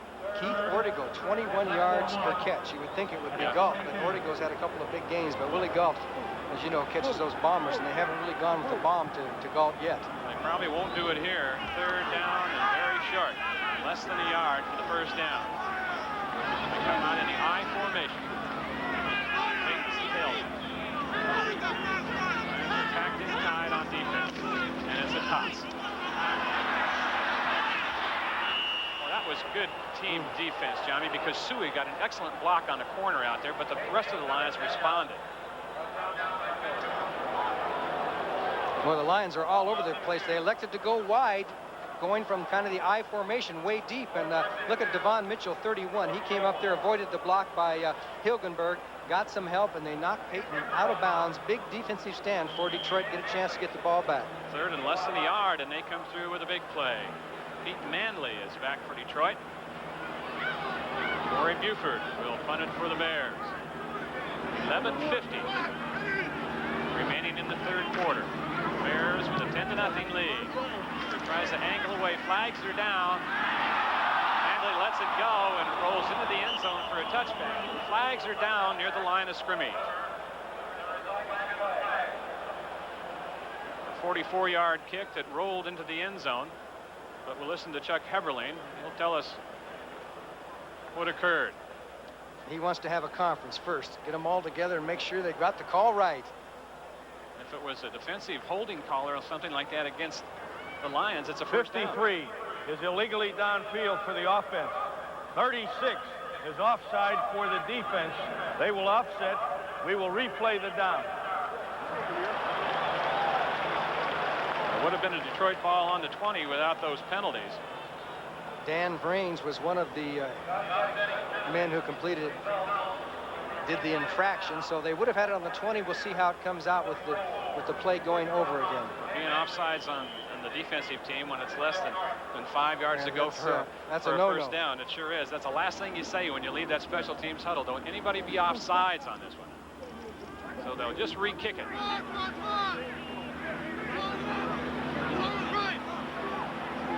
The Bears, they're prolific, as you see, when leading at halftime. Almost offsides again. They did a little shift there. The Lions only had 10 men on the field. Kicks this one straight away, and Manley takes it from the 11. Eludes one tackler, gets across the 20 to about the 23-yard line. Has a 33-yard kick, a 12-yard return, and the Lions will start from the 23 when we return. Another reminder, and one you won't want to miss. We've seen some tough hitting here in this ball game this afternoon between the Lions and the Bears. Next Sunday it'll be the same. Dallas Cowboys and the New York Giants at 12:30 Eastern time. That's when it starts with the NFL today. Big rivals, Eastern Division. They always go at each other. The Lions offensively, Harvey Salem, who went out with an injury, is back in there at left guard now. Mike Singletary remains out on defense for the Bears. Ron Rivera is their middle linebacker. First and 10 from the 23, Hipple to throw. It's low, intended for the rookie Gary James, who was open, and underthrown by Hipple. Well, the way the Lions are playing their offense, they've got to complete those kind of passes. He was open, and Hipple just underthrew him. He was under a little bit of pressure, but their offense is, Darryl Rogers told us yesterday, he said, our offense is boring, boring, boring. He says, but we've made it go down the field piece by piece. Well, those are the kind that they have to complete, because if they don't, they're in a 2nd and 10 situation where the Bears are the most dangerous. All right, he said, I know we're boring, but we got to be that way because we can't take ourselves out of games. 2nd and 10. In the 46, the Bears in their Bear defense. Here comes Duerson. Hipple wants it all for Chadwick. Has it. At the 45-yard line. Right at the 35-yard line on Reggie Phillips, the cornerback. A 46-yard pickup and a great throw. An excellent throw under pressure. Dave Duerson blitz, number 22, but James Jones, 30, picks him up. And then Hipple goes down the field, throws deep for Chadwick, and it was right on the money. Reggie Phillips gets beat, and the Lions come up with the big play against the Chicago Bears. And when the Bears go into that defense, that's what you've got to do. It's impressive here, John, and you've got to admire this being the next wide receiver. Is the adjustment Chadwick made at the end. Right, comes right over the top of his head. Those are the toughest to catch, right over the top of your head, because you lose sight of it for just an instant. Jeff Chadwick, big play. Ball is at the 31-yard line of the Bears. 1st and 10 for Detroit. Hipple to throw again. Double pumps and goes for Chadwick again. It's complete, and he'll have a first down inside the 20-yard line. Reggie Phillips again defensively. A 12-yard pickup on that one. And you talk about timing. That time, Chadwick was just coming out of his move. Great pass blocking. Coming out of his move, and the pass was right on the dime. Phillips was playing a little bit deeper. He didn't want to get beat deep twice, and they gave him some he gave him some room. But the key here was that the Lions blocked the Bears. There was no blitz involved, and the Bears are not getting all that much pressure without linebacker help on the blitz or safety blitzes. Chadwick, who comes out of his cuts at top speed. 1st and 10 from the 18-yard line. Jones checks the signal because of crowd noise. Blitz. Picked up and released, and it's complete to Bland inside the 15-yard line, a pickup of 6 or 7. Mike Richardson defensively for the Bears. That looked like an audible, perhaps, Johnny. When Eric Hipple has to throw a lot, the Lions aren't very successful. Today, 8 for 17, and the 1 interception. He faces a 2nd and 5 here. This is where I figure James Jones has got to be a part of the action right now. Hipple has hit on 5 of his last 6. Ball is on the 13-yard line. Audibles again for the Lions. Pass to Jones. They cut it up and be short of the 1st down near the 10-yard line. Ron Rivera made the hit. Well, there seemed to be some confusion in the Lions offensive backfield. They couldn't hear too well. They were checking the signals for the audible, and but the key guy to go there was James Jones to get you 2 or 3 yards and put the Bears in a bind. It's a 3rd and about what, 2, 1.5? Long, about 2. Long 2. Yeah, long 2. But they're in, don't you feel they're in 2-down territory, being 10 down? If they don't get it here, if they get it close, they'd run it again. Yeah, if they but pick I think up nothing here, they have to kick it. Yeah, it's too early in the game. We still have 10 minutes left in the 3rd period, but this is a big play. Depends on what happens on this one. 3rd and 2. Land in motion. Hipple to throw. Dumps it out, and it's complete, but it might be short of the 1st down again. It's going to be very close. Tied in, and we'll see where they spot it.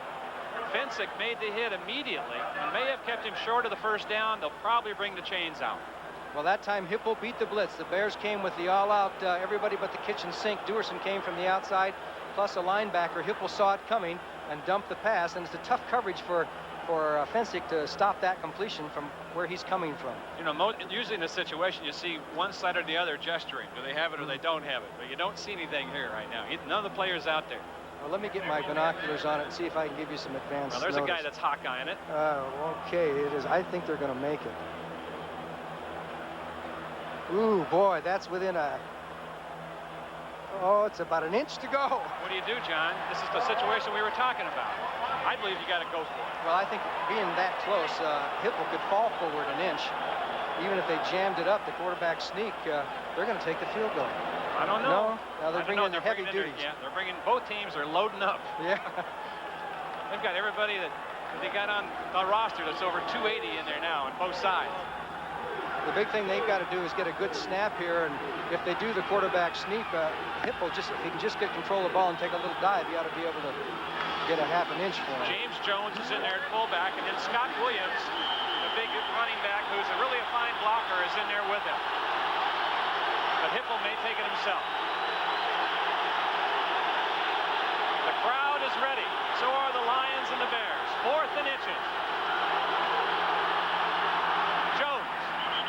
And he looks to have gotten over the top enough for the 1st down. He got it.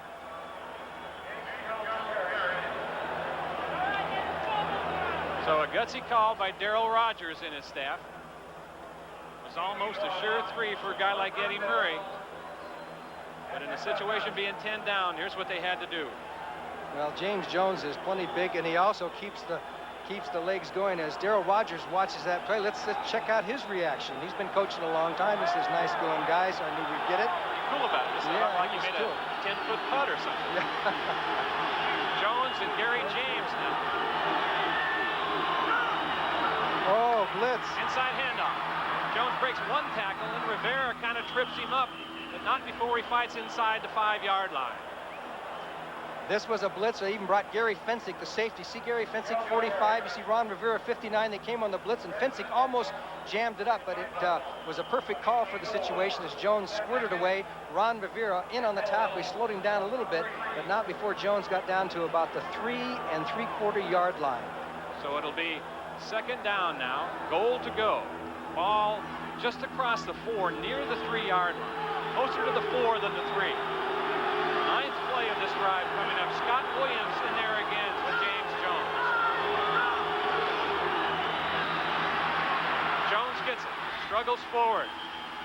Maybe gets a yard and a half. As the Bears tighten up down there. But you have to watch a guy like James Jones because he never stops churning. Some of his own linemen got in his way here and kind of slowed him down.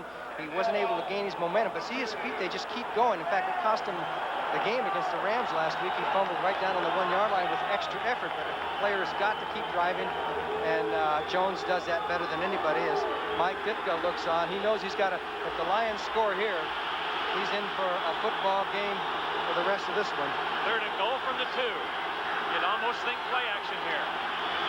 But it's Williams behind Jones. He battles forward. Touchdown. And it's touchdown on a last-second effort by Scott Williams behind a lead block by James Jones. 10-6, our score right now. After that good effort by Scott Williams. Well, he doesn't get to score too often, and he's a happy young man as they come back with Jones as the lead blocker, and he throws a key block right there, kind of jams up the Bears' pursuit, and then Williams just takes it in. Dan Hampton trying to hold him back, but the Lions are back in this football game. Johnny, only his 5th carry of the year, but his 2nd touchdown. Well, this is indeed the black and blue division, isn't it? This game typifies that. Eddie Murray now will attempt the extra point for the Lions. Attempt to bring them within 3. It's up, it's good, and he does. 10-7 here beside Lake Michigan at Soldier Field. The Bears lead the Lions. Welcome back, where the Lions have just closed this one up to 10-7. An interested spectator right here now, the newest member of the Chicago Bears, Doug Flutie. Doug, how's it been going for you this week? Pretty good. I can't complain about it. Things are coming a little slow, and it's tough getting adjusted to a new system and new atmosphere around you. But I'm learning as quick as possible and trying to get accustomed to playing with the Bears. Anything in this system that's similar to what you've played before? Absolutely nothing. that always helps, doesn't it? Neil Anderson has the kick at about the 30-yard, 20-yard line and breaks it out past the 30 to the 32. The Lions, on that last scoring effort, of course, got the touchdown from Scott Williams. A 10-play drive, 77 yards. You sat in the meetings all week long. This game surprised you the way the Lions are hanging in? They play tough defense. They're running a lot of the Chicago Bear defense, and it's giving us trouble offensively. Doug, were you surprised at all the hoopla about when you came in this week? Could you believe the press that came out to the Bears? I really was surprised. You know, I'm just looking to get my foot in the door and get started, and all of a sudden they're making a big deal out of it. 1st and 10 from the Bears now from the 33-yard line. That was Reitman in motion. McMahon to throw on 1st down with all kinds of time. It's incomplete, intended for Suey near the 40-yard line, but the Lions sandwich him. Well, that time McMahon threw into a lot of traffic. That time he was lucky it wasn't an interception. 2 linebackers were there. Maxwell and Harrell were both there and had as much of a shot at it as anybody else did. Doug, you got to be glad when all this furor dies down, I know, and you're just another player, and that'll happen, I think, very soon. Yeah, it's just a matter of time until I become a part of the team, and it's just going to take its time, and time will heal all wounds. Remains 10 yards to go for the Bears. 2nd down now. McMahon again to throw. Under pressure from Ferguson, and he's down and sacked inside the 24. The first sack of the afternoon for the Lions. You mentioned something the other day, Doug, that you know that you're accepting things are going okay when they start playing practical jokes on you. That's true. You know, that you're starting to be accepted. And I guess Walter Payton's the practical joker in the team. Oh, he'll get you. He already has attempted it. He got you, okay. I understand he threw a little football out at practice the other day. Somebody brought out a little Doug Flutie ball, a little Pop Warner football, and some of the guys are having some fun with it. Well, Doug, I know that we speak for the rest of the people around CBS and National Football League. Welcome to the NFL, and thanks for visiting with us this afternoon. Thank you. For the Bears now, 3rd down, 18 to go. They have the ball on the 25-yard line. McMahon out of the shotgun. Ortego starts in motion. McMahon trying to find a way out of trouble. Being chased by Kofor, the linebacker, and dragged down on a fine hustle job by Mike Kofor, the outside linebacker. So the Lions hold on and will get the ball back once again as McMahon goes back and takes off. And he really had the Lions at his mercy right here, but he had so far to go. He knew he couldn't get the first down. He couldn't find a receiver. And look at the speed by Cofer. He ran him down from behind. The Lions are going to get the ball, and the Lions are putting a little bit more pressure on McMahon. The pocket has not been very strong, as it wasn't last week when the Bears suffered 7 sacks. Buford to punt. Pete Manley back for the Lions. It's a wobbler. Manley has to come up for it, takes it on the run, and it's nailed by Todd Bell. As he catches it, maybe got one step in before Bell laced him. Big hit by Todd Bell, who's always been a hard hitter, number 25. He goes through the block and puts the hit on, but he hung on to the ball, and Detroit maintains possession. Wayne Walker with Johnny Morris are looking at the Lions offensive huddle, and Eric Hipple, the quarterback. And Johnny, he told us that he tried to get the ball downfield some today. The Lions have. From what they told us about their game plan, I think they're doing what they wanted to. Well, they passed on first down 8 times and run 10 times, so that's kind of even. But they had that one big play to Chadwick. They got a one-on-one situation and took advantage of it. They'll be looking for that again. They have the ball on their own 38-yard line. James Jones and the rookie Gary James are the running backs behind Hipple. College football coming up. You saw the graphic. Florida State Seminoles and #1 Miami. Next Saturday on CBS. Hipple complete to James for about a 6-yard gain. A couple great games coming up on Saturday besides what we told you earlier. There you see it, the Florida State Seminoles against the Miami Hurricanes, the #1 rated team in the country. That's at a special time on noon Saturday. And then it's the Los Angeles Lakers and the Houston Rockets. They stage a rematch, the season premiere of the NBA on CBS with Nick Stockton and Tommy Heinsohn. That's all next Saturday. 2nd and 4 now for Detroit.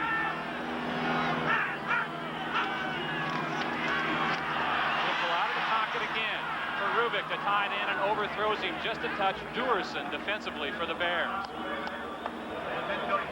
Well, the Bears came with the blitz that time. Duerson had to cover Rubick one-on-one. They brought Otis Wilson from the outside from the Bear defense, their 46 defense, and they put the pressure on. Actually, Rubick had a step or two on Duerson, but Hipple was rushed, part of the philosophy. If you can rush the quarterback or harass him just a little bit, your man can be beaten because he's not going to throw the ball that accurately. As Ron Rivera comes off the field, Sean Gale comes in. He's the Bears nickelback. It'll be 3rd and 4 for Detroit. On their own 44-yard line. 5:19 remaining now in the 3rd quarter. Hipple again. Downfield almost intercepted. Tipped by Duerson, tipped up. It was intended for Chadwick, but no Bear or Lion could get to it after it was tipped.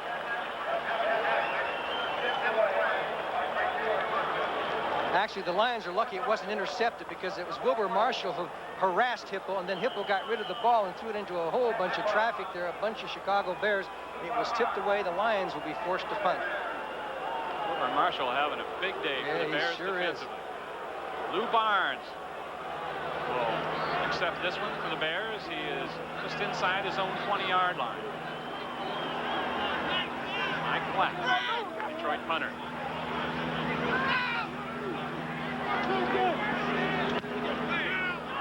Nice Black, punt. it's a high beauty. Barnes at the 9, drops it, but recovers it right at the 10-yard line. That's a 47-yard punt. Next Sunday, Eastern Division rivals Dallas and New York square off in the Meadowlands. The Cowboys drew first blood against the Giants earlier in the season, and then Herschel Walker led them past the Washington Redskins.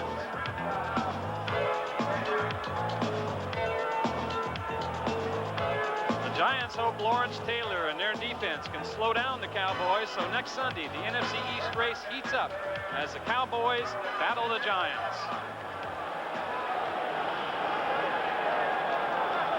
And here was the drop punt by Lou Barnes. He did recover, but no return. Bad field position for Chicago. Squarely on their own 10-yard line, 1st and 10. Suey and Payton, the running backs. Gentry's one of the wide receivers. Man to throw. Screen for Payton. The Lions play it well.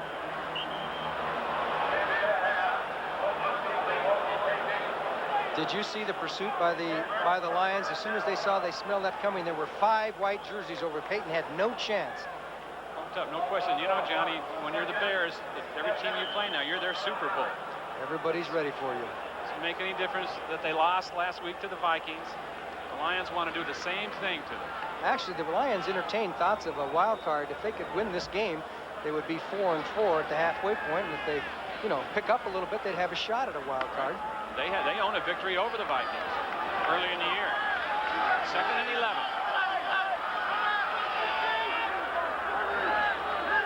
Peyton in motion. Suey. Flag is down after a short gain. That's usually in that holding area. Right there in the middle of the offensive line. It's against Chicago. Be an interesting decision for the Lions. They would have a 3rd and 10 situation, or they could send them back and make it 2nd and much longer and closer to your own goal line. Let's see what they Holding. choose. Offense, number 57. Penalty is declined. 3rd down. Penalty was on the guard, Tom Thayer. So we'll bring up a 3rd down situation at 9 yards to go for the 1st down for the Bears. I'd have to agree with that selection, wouldn't you? Give the Bears 1 play, you give them 1 shot. Right. And then they would have to punt.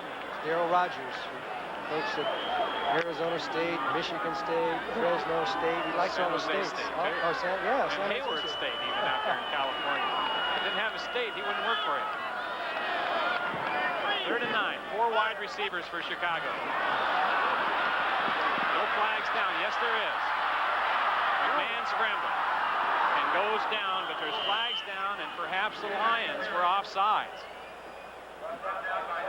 They were jumping around, and they got a little bit mixed up on the cadence. McMahon has a great ability to stagger his cadence and kind of confuse the defense. The way an inflection in his voice, it's always been one of his assets. And since they didn't make the 1st down, I would imagine they'll take the penalty. I think there's any doubt of that. Darryl Rogers walked all the way down almost to the line of scrimmage and yelled at the official, "Who's offsides?" You'll find out along with us. Curtis Green was jumping around a little bit. Defense, number 77. 5 yards. Keith Ferguson. 3rd down. Okay, that's number 77 and Curtis Green too, 62 and 77. That'll make it 3rd and 4 now for the Bears. The ball on their own 16-yard line. The Lions have 6 defensive backs in now, 4 linemen and 1 linebacker. Only Jimmy Williams. Man out of the shotgun. We approach 3 minutes remaining in the 3rd quarter. More to go in motion. Complete to Gentry. They'll have the 1st down. Lions almost looked like they were offsides again, but I didn't see a flag down. Somebody got a running start, but it didn't make any difference because McMahon was kind of rolling a little bit to the right. That was a nice catch by Gentry.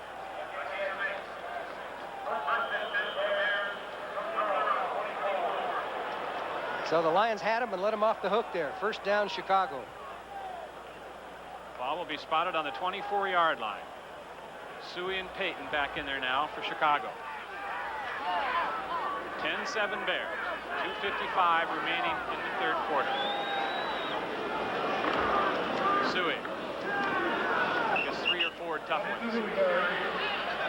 Before Curtis Green makes the defensive play.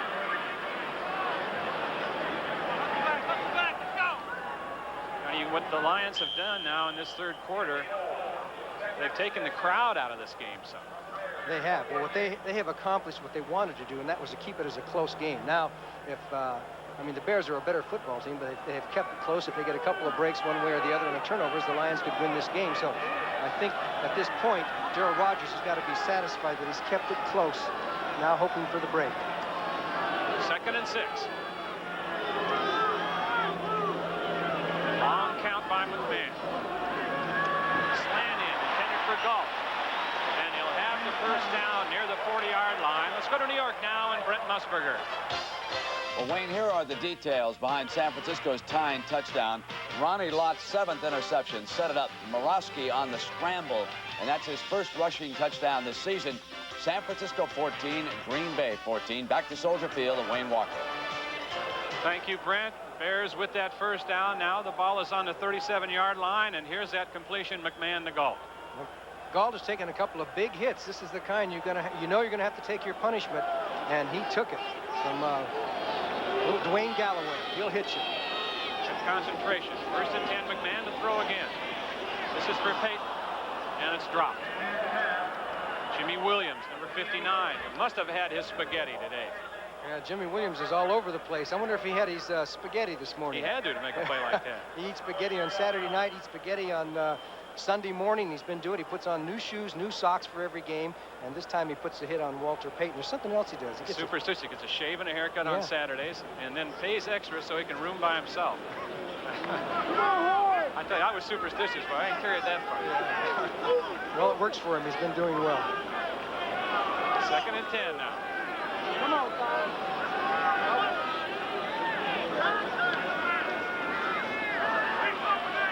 Man with all kinds of time. Flips it to Ortega. Across the 50, first down, near the 45-yard line of Detroit. An 18-yard gain. Great throw by McMahon. Quick release, sidearmed it. Yes, and the key there was that there was no penetration by the Lions' defensive line. McMahon had all kinds of time. Ortega found the hole and made the grab, his 16th catch of the season. The ball was actually deflected, and he still made the grab. The Cajun man from down Louisiana way says he knows French a little bit. He said that his folks only spoke it when they didn't want him to know what they were saying, so he wasn't able to pick up too much. The 10th Bear this afternoon to catch a pass, and McMahon spread it around. First and 10 now. The ball is on the Lions' 45-yard line. 36 seconds remaining in the third quarter. McMahon once more. Peyton on a screen, and it's well set up. Jimmy Williams makes the tackle, stops him, I believe, just short of another Bear first down. Okay, he's going to come dancing right into your living room on the little low screen, which was set up. The lineman got out in front.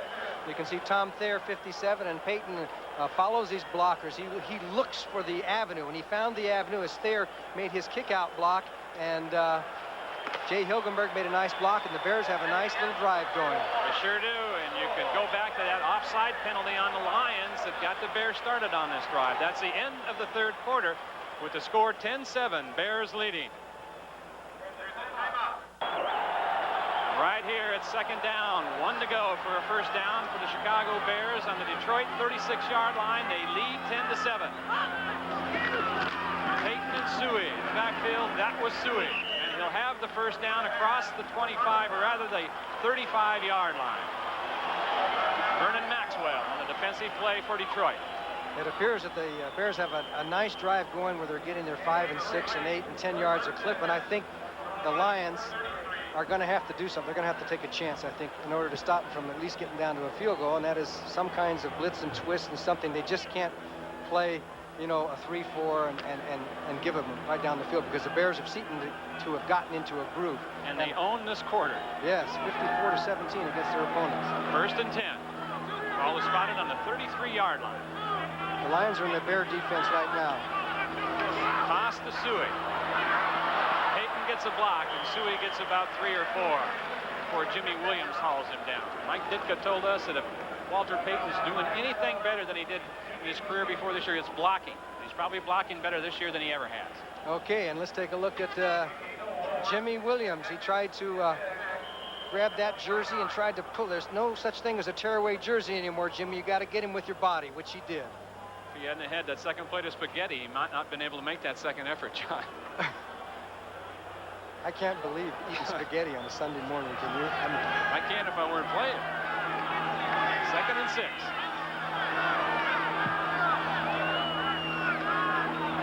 Where to go in motion? Man on a bootleg, and Williams has him down for a loss of about 6. The second sack of the afternoon for Detroit. And Jimmy Williams for Detroit, like Wilbur Marshall for the Lions, having a good day defensively. He's really coming on. As you know, he was a kind of a contract holdout. He came in a little bit late to camp and was a slow start the first couple 3 games. But McMahon didn't fool him on that one. He kept his eyes on him and brought him down. The only fortunate thing for the Bears was that it was a nice, easy tackle. Twisting bring down. Brings up a 3rd and 13 now for the Bears. Sacks today. The Bears had 26 going into this game, and Detroit had only 10. So there's a disparity on sacks. But the Lions have 2 today. Man from the shotgun here. Peyton and Dennis Gentry. Hand off to Gentry. And a great play by William Gay. By Tom Thayer all over him, the offensive guard, and Gay still got penetration to make the play. William Gay came out of nowhere to make that tackle. That was that little inside, little handoff. And watch for number 79, William Gay. He came in behind the pullers there, right in front of one puller and behind the other, and the play never had a chance. The Bears forced a punt. Wayne Font says, "Atta boy." Buford to kick. Pete Mandley back for Detroit. Buford will angle it left. He kicks it out of bounds, and it'll be spotted near the 15-yard line, about the 13. We'll return to Soldier Field in Chicago after this word from your local station. This is CBS Sports coverage of the National Football League is sponsored by Mitsubishi Motors. Experience the sensation of the full line of new cars and trucks from Mitsubishi. Budweiser, Beechwood Age for that clean, crisp taste. This Bud's for you. And by MCI Communications for the next 100 years. As Jim McMahon looks on, Eric Hipple and his Detroit Lions offensive mates are 87 yards away from the Bears' end zone. They'll have a 1st and 10 from their own 13-yard line. 10-7, the Bears lead, 12-19 remaining in this game. Jones and James, the remaining backs, Hipple to throw on 1st down. Complete to Rubick, the tight end, and he's near 1st down yardage, out near the 25-yard line. Dave Duerson defensively for the Bears, along with Ron Rivera. A 12-yard pickup. Rob Rubick doing very well. He's been getting away from Dave Duerson three times today. The Bears figured that Duerson 22 could be able to cover him man-on-man, but he's gotten away from him a couple of times. Rubick seeing most of the duty because of an injury to David Lewis, the other tight end, and the fact that Jimmy Giles has only had 1 practice with Detroit. 1st and 10 now. The ball is at the 25. Hipple again on 1st down to throw. Underthrows Chadwick near the 40. Intended for Chadwick was incomplete. Hipple's getting some time on 1st down, and I think he really feels comfortable throwing on 1st and 2nd down against the Bears, Johnny, because their tendencies show that they're going to get single coverage most of the time. Right, and there's a direct correlation to a 4-man rush or as to when they blitz. The 4-man rush has just not been that effective for Chicago today. Give credit to the Detroit offensive line. Solid all day against the Bears. 2nd and 10. Drop play to Jones. And he'll get about 4. Duerson making a hit from safety. James Jones found a nice little hole there, but there were some the backer-ups prevented him from going any farther. You can see Dave Duerson was right in there nice and tight, and the Bears stopped him. So now we have a 3rd and 6 situation, key play for Detroit. And when you stop to think, if Murray had made that field goal early, all the strategies are different. 3rd down, 6 yards to go for Hipple and the Lions. Herman Hunter is in the game now. Detroit backfield. Pass receiving specialist. Had 9 catches last week against the Rams.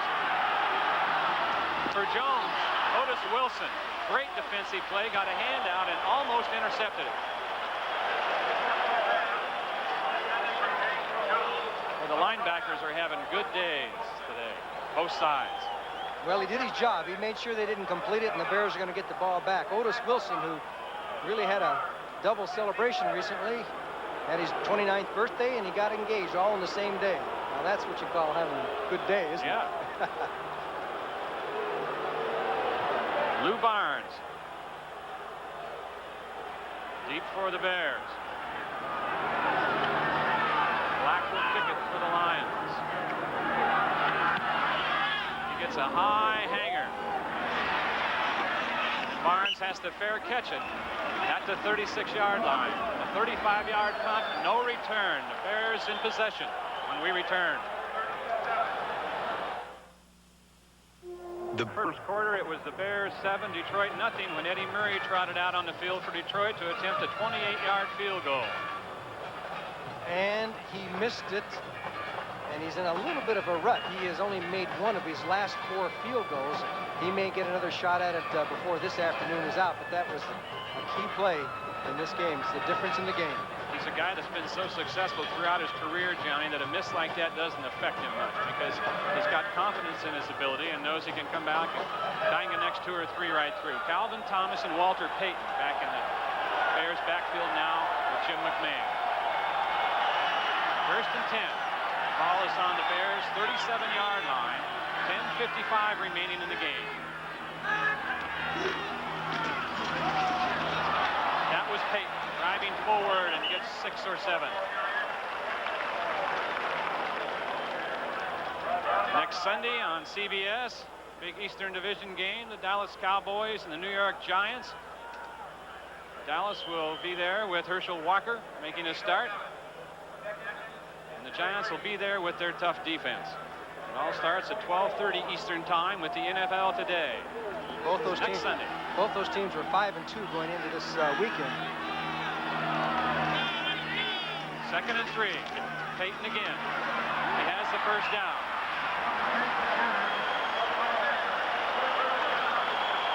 And a great block by Calvin Thomas that time on the big man, Curtis Green. He threw a great block as you look at the Bears ball control, and there's a great statistic. 48 of the last 50 games they have won in time of possession. Today's was extremely even at halftime, but the Bears have loaded up here in the second half and now have the edge. That 7-yard run by Payton 2 carries ago was his longest of the day. First and 10 now. Ball is near midfield. Payton for the 3rd time in a row.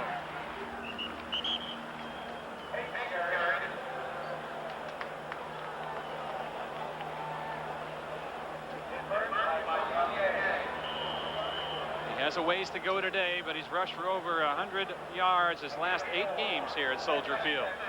So the only way he's going to get it today is if he breaks a big one, as the Bears have decided to take it right to the Lions and run right at them, and they accomplish 2 things: establish a drive and at the same time eat up the clock. We're down to 9:03 left in the game. A 2nd and 6. Calvin Thomas in motion. Payton again. Picks up maybe 1 or 2. So when the game is in doubt, give it to the main man, and that's what the Bears are doing. Well, when you stop to consider, it's just mind-boggling. 20,000 yards. Combined yardage. I mean, that's a lot of yards. You know what's mind-boggling about that, Johnny, is the fact that he's got 20,000, number 1. But the guy in second place, Jim Brown, is 5,000 yards back behind him. And it started to rain some here at Soldier Field. It's been threatening all day. This is the first we've seen of it. Big play. 3rd and 5. Payton trying to get outside and has the first down, I believe. As he went out of bounds, he stepped right on the marker. Well, they're marking it a little bit short. That time the Bears caught Demetrius Johnson, came rushing to the inside, and he tried to come inside to beat that pitch and got caught inside, and that's what made it even close. Otherwise, they'd have had Payton for a loss. But now they're down to the 40-yard line, and whether they're short or not, you got to wonder what Mike Ditka's decision will be. Maintain control of the ball and go for it on 4th down, or punt them back in their territory. If I know Mike Ditka, I think he'll go for it. Depends on how it's spotted. Payton was very close on the sideline.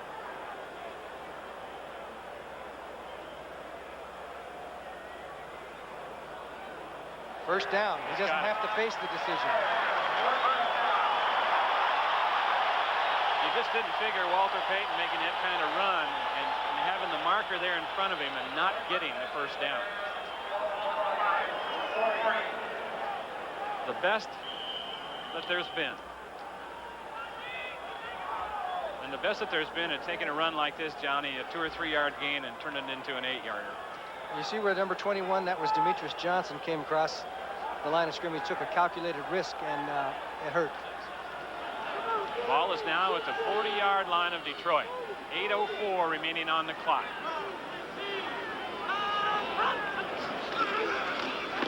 Payton. He's hit by James Harrell and gets a couple. This is the kind of football that the offensive line likes to play. Any offensive line. That's true. And at the same time, you keep the Detroit offense off the field. As you look at some of the scores, the Raiders have really found themselves after losing their first 3 games of the year. Kansas City, Tampa Bay, 27-20. And what's coming up next? The NFL Today, after the game with the post-game show. Plenty of football here, though, before we get to that. 7.5 minutes. The Bears lead at 10-7. 2nd and 8. McMahon to throw. Wants it deep for Galt. Knocked away nicely. Defensively for Detroit, Bruce McNorton, the cornerback. Step for step with a burner. Give McNorton some credit. He had to cover one of the fastest men in pro football, one of the fastest men in the world. There's only one faster man in the NFL, and that's Darrell Green, defensive back for the Washington Redskins. So they went for it that time, and now you find the Bears in a 3rd and long situation. This is the Lions' chance. It's amazing how you can make a drive and go down the field, boom, boom, boom, first down, then all of a sudden you got one player, the drive is dead. Took a chance to try to get it in the end zone. Yep. McNorton was right there. The 8th play of the drive now. Dennis Gentry in there for the Bears, and McMahon will operate things out of the shotgun. 3rd and 8. It's Gentry in motion. Big pressure. Fumble. The hit by William Gay of the Lions from the right side, and the ball was loose. They may call him in the graph. They may call him the arm going forward. They call it a sack, the 3rd of the day for Detroit. 3rd of the day for the Detroit Lions as they put the pressure. The pocket completely collapsed on McMahon, and he was hit by 2 or 3 guys. Michael Kofer came up with the ball, and the Detroit defense has plenty to be proud of today. They have really basically overall shut down the Chicago Bear offense. Let's take a look at the pass rush, and you can see he was trying to hit Gentry over the middle, and William Gay puts the pressure on to force him to go forward in the pocket, and actually should deserve credit for the sack. Got the sack and the fumble, the 3rd turnover today. Hipple on first down to throw. Dangerous throw, but completes it at midfield for Carl Bland. There's a flag down in the backfield. Threw that into double coverage over there. He sure did. Looks like this will go against Detroit. Holding, offense, number 70, 10 yards, first down. Keith Dorney, the right guard, the veteran, the leader of that Detroit offensive line. Dorney is 2nd from the left. He's number 70, and you can see him blocking on Steve McMichael. Right there, McMichael 76 coming forward, and then he gets his hand up over his shoulder and pulls back on him. Hipple now with a 1st and 20. The Bears threaten blitz. And they are. Short drop, gets it to Herman Hunter. And he'll get 10 of those back. Oh, boy, give Hipple some credit. Boy, the pressure was mounting on him, and he found through sidearm and found Herman Hunter, who caught 9 passes last week for Detroit, out of the backfield, and got a nice gain rather than having another sack. Got a 12-yard gain, so that'll make it 2nd and 8 now for Detroit. Herman Hunter, who is the Lions' 3rd down specialist out of the backfield. Got 6 first down passes last week against the Rams. James Jones and Gary James are the running backs now. 5:54 and moving on the clock. This is Jones. Dent has him wrapped up.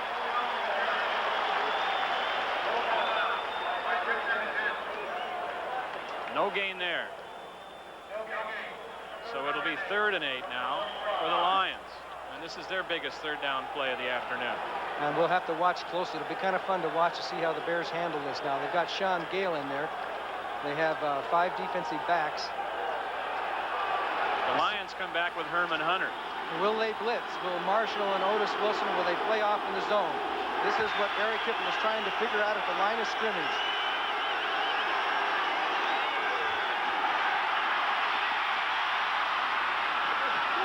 Incomplete, but flags are down. He's going Richardson defending over here. He's going to call it on one of either the receiver or the defender. Called it against Detroit, a push-off on Leonard Thompson, I believe.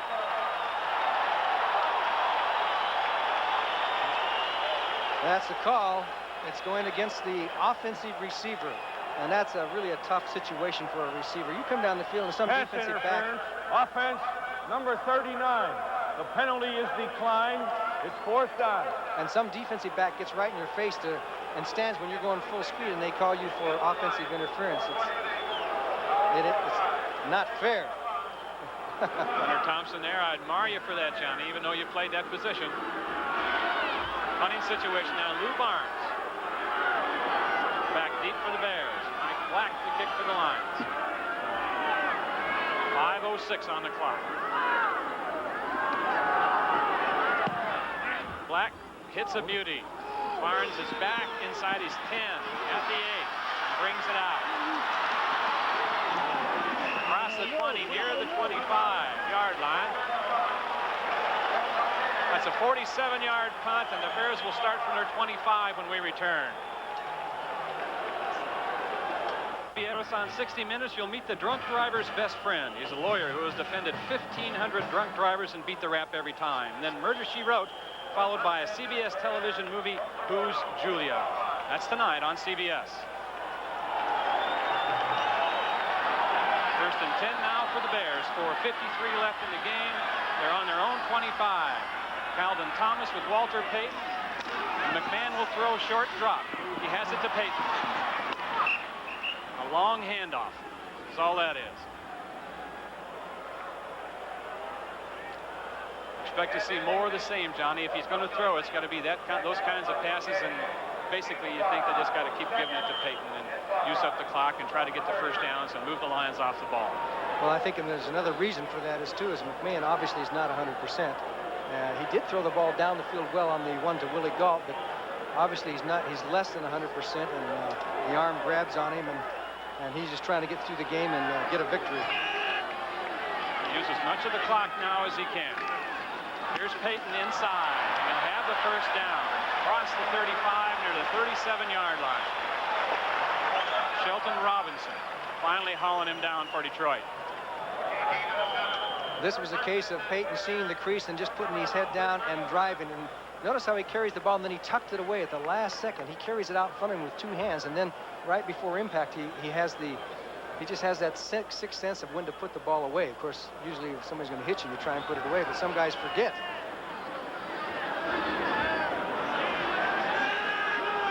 First and 10 from the 37. Short drop again by McMahon. That's Ortega.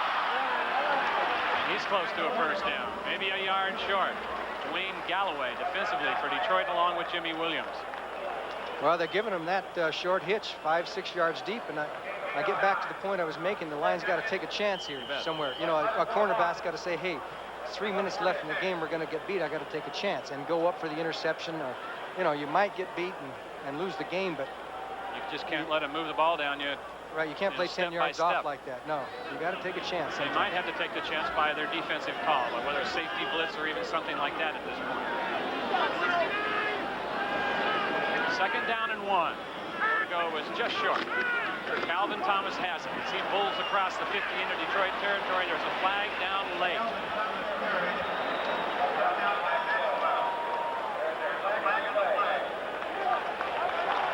Face masking.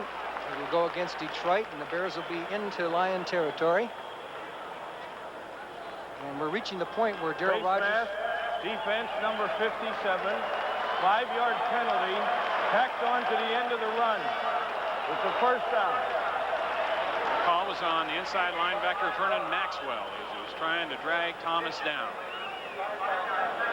5 more yards tacked on. And the Lions have to be thinking about when they're going to start calling their timeouts. This is a first down situation. Are they going to bank on stopping the Bears this time and use their timeouts? First down from the 44-yard line of Detroit.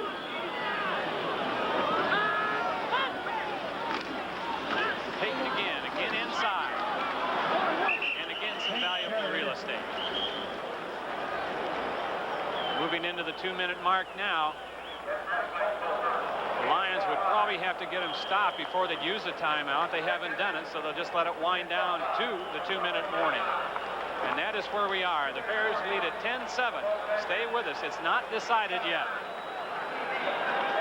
Marathon held right here in Chicago. Last year's winner, Joan Benoit Samuelson, will provide first-hand analysis, which includes a world-class field of runners. Among them is Ingrid Christensen, who will attempt to break her own world record. Ideal weather conditions, and the route goes right past Soldier Field. We'll see it all after the game coverage here on CBS.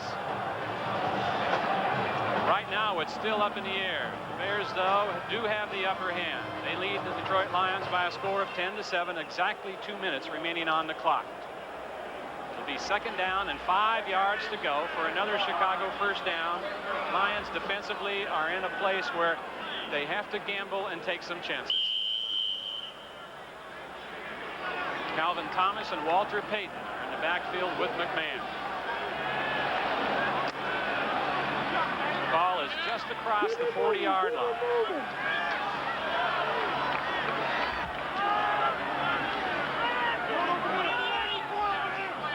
There's an I formation. And it's Payton straight ahead. Extremely close to the first down if he doesn't have it. Vernon Maxwell on the defensive play. The clock continues to run down to 1:52 before it was stopped. Going to be very close for the first down, and at this point they have to start calling timeouts, figuring that they're going to have to stop them on this next set of downs. So the Bears offensive line starting to root them out when they have to, and offensive line has not done it most of the day, but now when it counts they are moving the Lions. Measurement here. See if Payton got across, and he did. So it'll be a first down situation now. One more. What do you think, Johnny? One more first down ought to do it for the Bears? Yep. It's a funny situation. The Lions are probably should be happy that they got the first down there. Now they can start calling timeouts. So. Stay with us. 10-7 Bears. Johnny rebounding off a loss last week. The Bears seem to be in control here right now in this game, but it wasn't what you call an impressive performance. Do you think they were a little flat? I think you'd have to say they're a little bit flat. I think Detroit has played an excellent football game, and it's not over yet. But I think what Mike Ditka has said the last few weeks is true. They're just not playing football like they can play football for whatever reason. Distractions, McMahon not being 100%, the Flutie situation. They are not playing like they're capable of. They may win this game, but it's not like quite as efficient as they were playing last year. Right. 1:52 remaining now. Ball control in this half has favored the Bears. They've had it 19 minutes and 20 seconds compared to 8:40 for the Lions. First and 10. The ball is on the 33-yard line. The toss to Payton going left. Well, the Lions will not have to call timeout either. No, it was lucky for them that Payton went out of bounds. Let's go to New York now, and Brent Musburger. Well, Wayne, you reported the score, and here's how it occurred. Wright was back to pass, and Ronnie Lott with his second interception of the day, 8th of the season. He goes 57 yards for the touchdown, and the Niners are ahead of the Green Bay Packers, 21-14. Back to Wayne and Johnny. Thank you very much, Brent. Ronnie Lott, 8 interceptions this year. Woody Ear in his first full year at free safety. 10-7. The 8th play of this drive coming up for the Bears. Second and 8. Ball is on the 31. Man to throw. Gets it out to Reitman, the tight end, and he battles for the first down and more. Forced out of bounds inside the 15-yard line by Demetrius Johnson. Big play by Tim Reitman. 17-yard pickup. Ever since Tim Reitman has been in Chicago, he's come up with big plays when called upon. Not very often is he called upon, but he came up with a big one that time. Devon Mitchell missed the tackle as McMahon goes to the air looking for the short man. He had the deep man here, and here comes Devon Mitchell. And Reitman just goes off the tackle, takes it on down the field, and that just about puts the Chicago Bears in commanding position. A cab driver we had last night was right. He said they like to see the Bears get the ball to Reitman because he's tough to bring down and always picks up the first down. We got to go find that guy again. We got to travel him with us. First and 10. Ball is on the 15 now. 1:39 remaining. Payton again. Tries to cut it back, but gets nowhere. And Minnesota in a struggle now with Cleveland. Detroit, number 2. Minnesota was up 17-3 in that game, and now it's 20-20 fourth quarter. If they happen to blow that game, then the Bears have the potential of taking a 2-game lead. So we have a big swing that could happen here. This telecast is presented by the authority of the National Football League and is intended for the private use of our audience. Any rebroadcast or other use of this telecast without the express written consent of the Chicago Bears and the National Football League is prohibited. Mike Ditka has called his entire offense over there to the sidelines and having a chat with every one of them, the offensive line and McMahon. And I know what he's saying. Hang on to that football, control it, just not make a mistake. Look at those eyes. Yeah. You were his teammate for many years, and I played against him for so many years. And I'll tell you what you see is what you get with that man. He'll tell you the way it is, and that's the way it is. Well, if they blow this game, there's going to be something to pay in the locker room afterwards, now that they're in this position. But you can't, I mean, Detroit's giving it all, boy. The Bears were favored by 2 touchdowns, more than 2 touchdowns, and the Lions have given them all they could handle.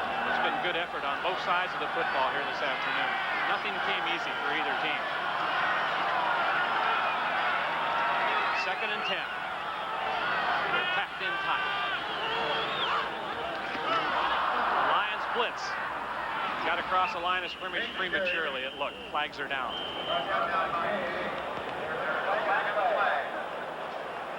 And it is against Detroit. Well, they're obviously eager to get across the line of scrimmage and throw them for a loss and do something. But you can't go off sides in this situation. I mean, the Bears don't even have to gain the yards if you do it that way. Offside defense, middle linebacker, 5 yards, second down. No number, just middle linebacker. 1 timeout remaining for the Lions. 7th Detroit penalty in the ball game. Important stat right now, though, is 1:29 ticks left on the clock. 2nd and 5 for Chicago. They just about do anything they want right here in a running situation. Out of the eye.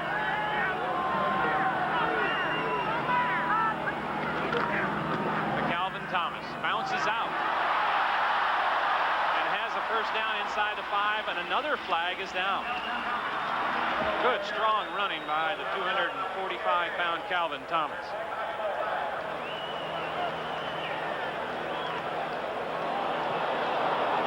It's going to go against Chicago. It's a late flag for a hold. Holding, offense, number 87, 10 yards, second down. And Emery Moorhead, the tight end.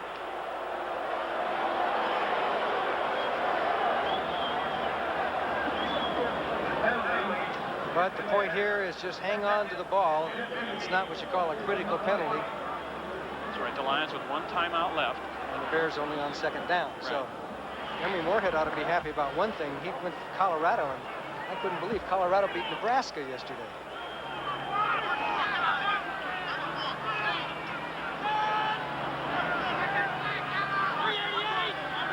Second and 15. Reitman, the tight end, in motion. Payton gets it up the middle, and he pops it inside the 10. He'll be about 5 yards shy of another first down. Devon Mitchell had to make the play, an 11-yard gain by Payton.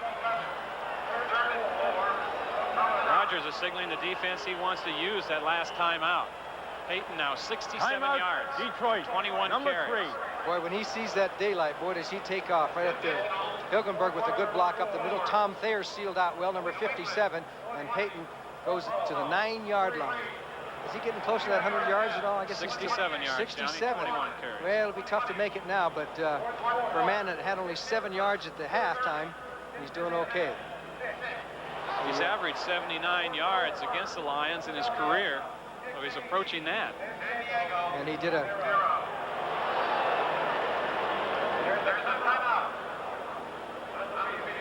Here's the way the Central Division standings look. If the Bears win today, they'll be 7-1. Minnesota 5-2, and they're tied in their ball game. The Lions will drop to 3-5, and then Green Bay and Tampa Bay have each won just once. Gary Fensick said things are a little different. We got somebody chasing us, but if things work out for them in that game, they'll have a little bit more breathing room than perhaps they thought they would. Well, you can bet that Mike Ditka, his press conferences are an adventure, always an adventure. He won't be happy. I mean, he'll say, we won the game. He won't be happy. He won't let them rest on their laurels because they won this football game. You can bet that. I'm trying to think of what he'll come up with. He'll come up with something good.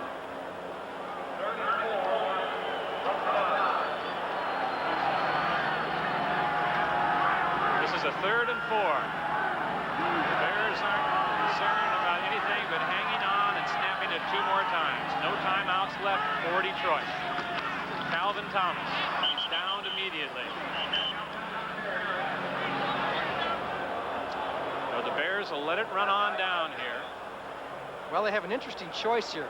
They could go for a field goal with Kevin Butler, but anytime you put your kicker out there and try a field goal, you could risk it being blocked and some guy scooping up the ball. Got that right. You have to be very careful on your blocking on this situation because the Lions are going to go all out for it as the clock winds down. Now, if they run the ball, say they ran from 4th down situation, the clock would stop because of change of possession. Butler is 14-20 for the year now. He's kicked his last 11 field goals successfully. Timeout, Chicago, number 1. Now, what do you think, John? Will they snap it, fall? Do you think they'll actually kick it? I mean, it really is a touchy situation right now. Okay, supposing they run the ball and they run it for a couple yards. It goes down to 20 seconds. The Lions have the ball, and they'll get a playoff, right? Now, supposing they kick it, they've got the 6-point lead, and of course then they would have to kick off. But supposing they try the field goal, I'm giving you all the options. I know. Field goal, and it's blocked. I'm not sure we have enough time. And look at this. Cleveland has rallied now to take the lead over Minnesota 23-20 in the 4th quarter.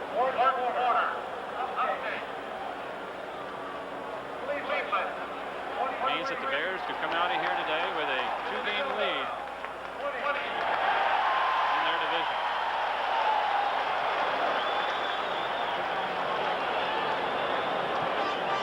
They just announced that score to the crowd. They reacted to it. They know it's... I guess they're going to go for it. He looks nervous, doesn't he? Yeah, I think so. I don't think there'd be any other reason to trot him out there if you were going to fake it or anything like that. It's just... Now, he could take a snap and start running the other way. That could be. Run off 10, 20 seconds. There's 22 seconds left. This will be a 27-yard field goal attempt.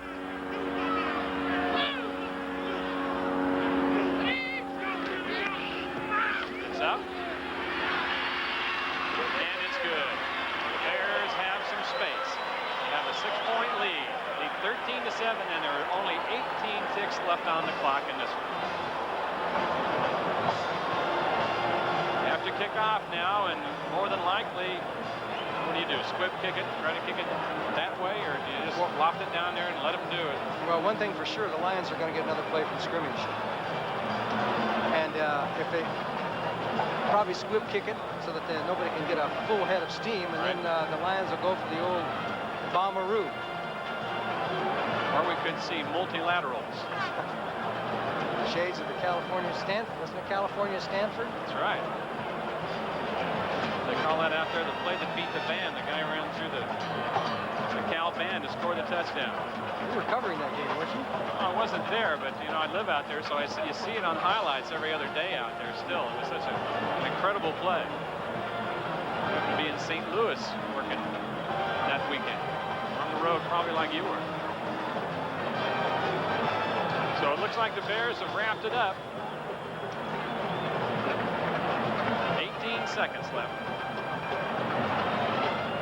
There's a final score. Miami beat Indianapolis, so the Colts still do not have a victory this season, but Miami was a squeaker. The Dolphins are in some big trouble. Bears are still huddled at the 30-yard line and talking over what they're going to do with this kick. Herman Hunter and Oscar Smith back at the Detroit goal line. Oscar Smith can run. Boy, if they get the ball to him, he can take off. But you have to believe that they're going to do some kind of a squibber so that they can't form any blocking formation. Kansas City beat Tampa Bay 27-20. The Buccaneers in trouble. It does. It's a liner. That's Hunter with problems. Smith finally picks it up at the 6. Good special teams coverage by the Bears. And Wilbur Marshall was in on it. Yeah, put your best out there when you need it. Bud Grant used to do that for Minnesota. All his starters would play on the special teams. 12 seconds remaining, so the Lions will get at least a snap. Well, if the Bears put stars on their helmets, he'd have so many stars you wouldn't be able to see the helmet. He's been all over the place today. Well, here we go. 12 seconds to go. The Lions on their own 10-yard line, and Wilbur Marshall's 6 points was the difference. right. That's Great it. individual effort on a blitz. Sacked Hipple, created a fumble, picked it up, and took it 12 yards into the end zone for the Bears' first score in the first quarter. And the Bears have won this game and played pretty well on defense without Mike Singletary. The Bears as loose as you can get on defense. Hail Mary down to about the 50. And it's intercepted by Duerson. He's to the 30. To the 20, and he's out of bounds near the 20-yard line. No time left on the clock. And the Bears have won their 7th game of the season. A 32-yard interception return here to end it by Dave Duerson.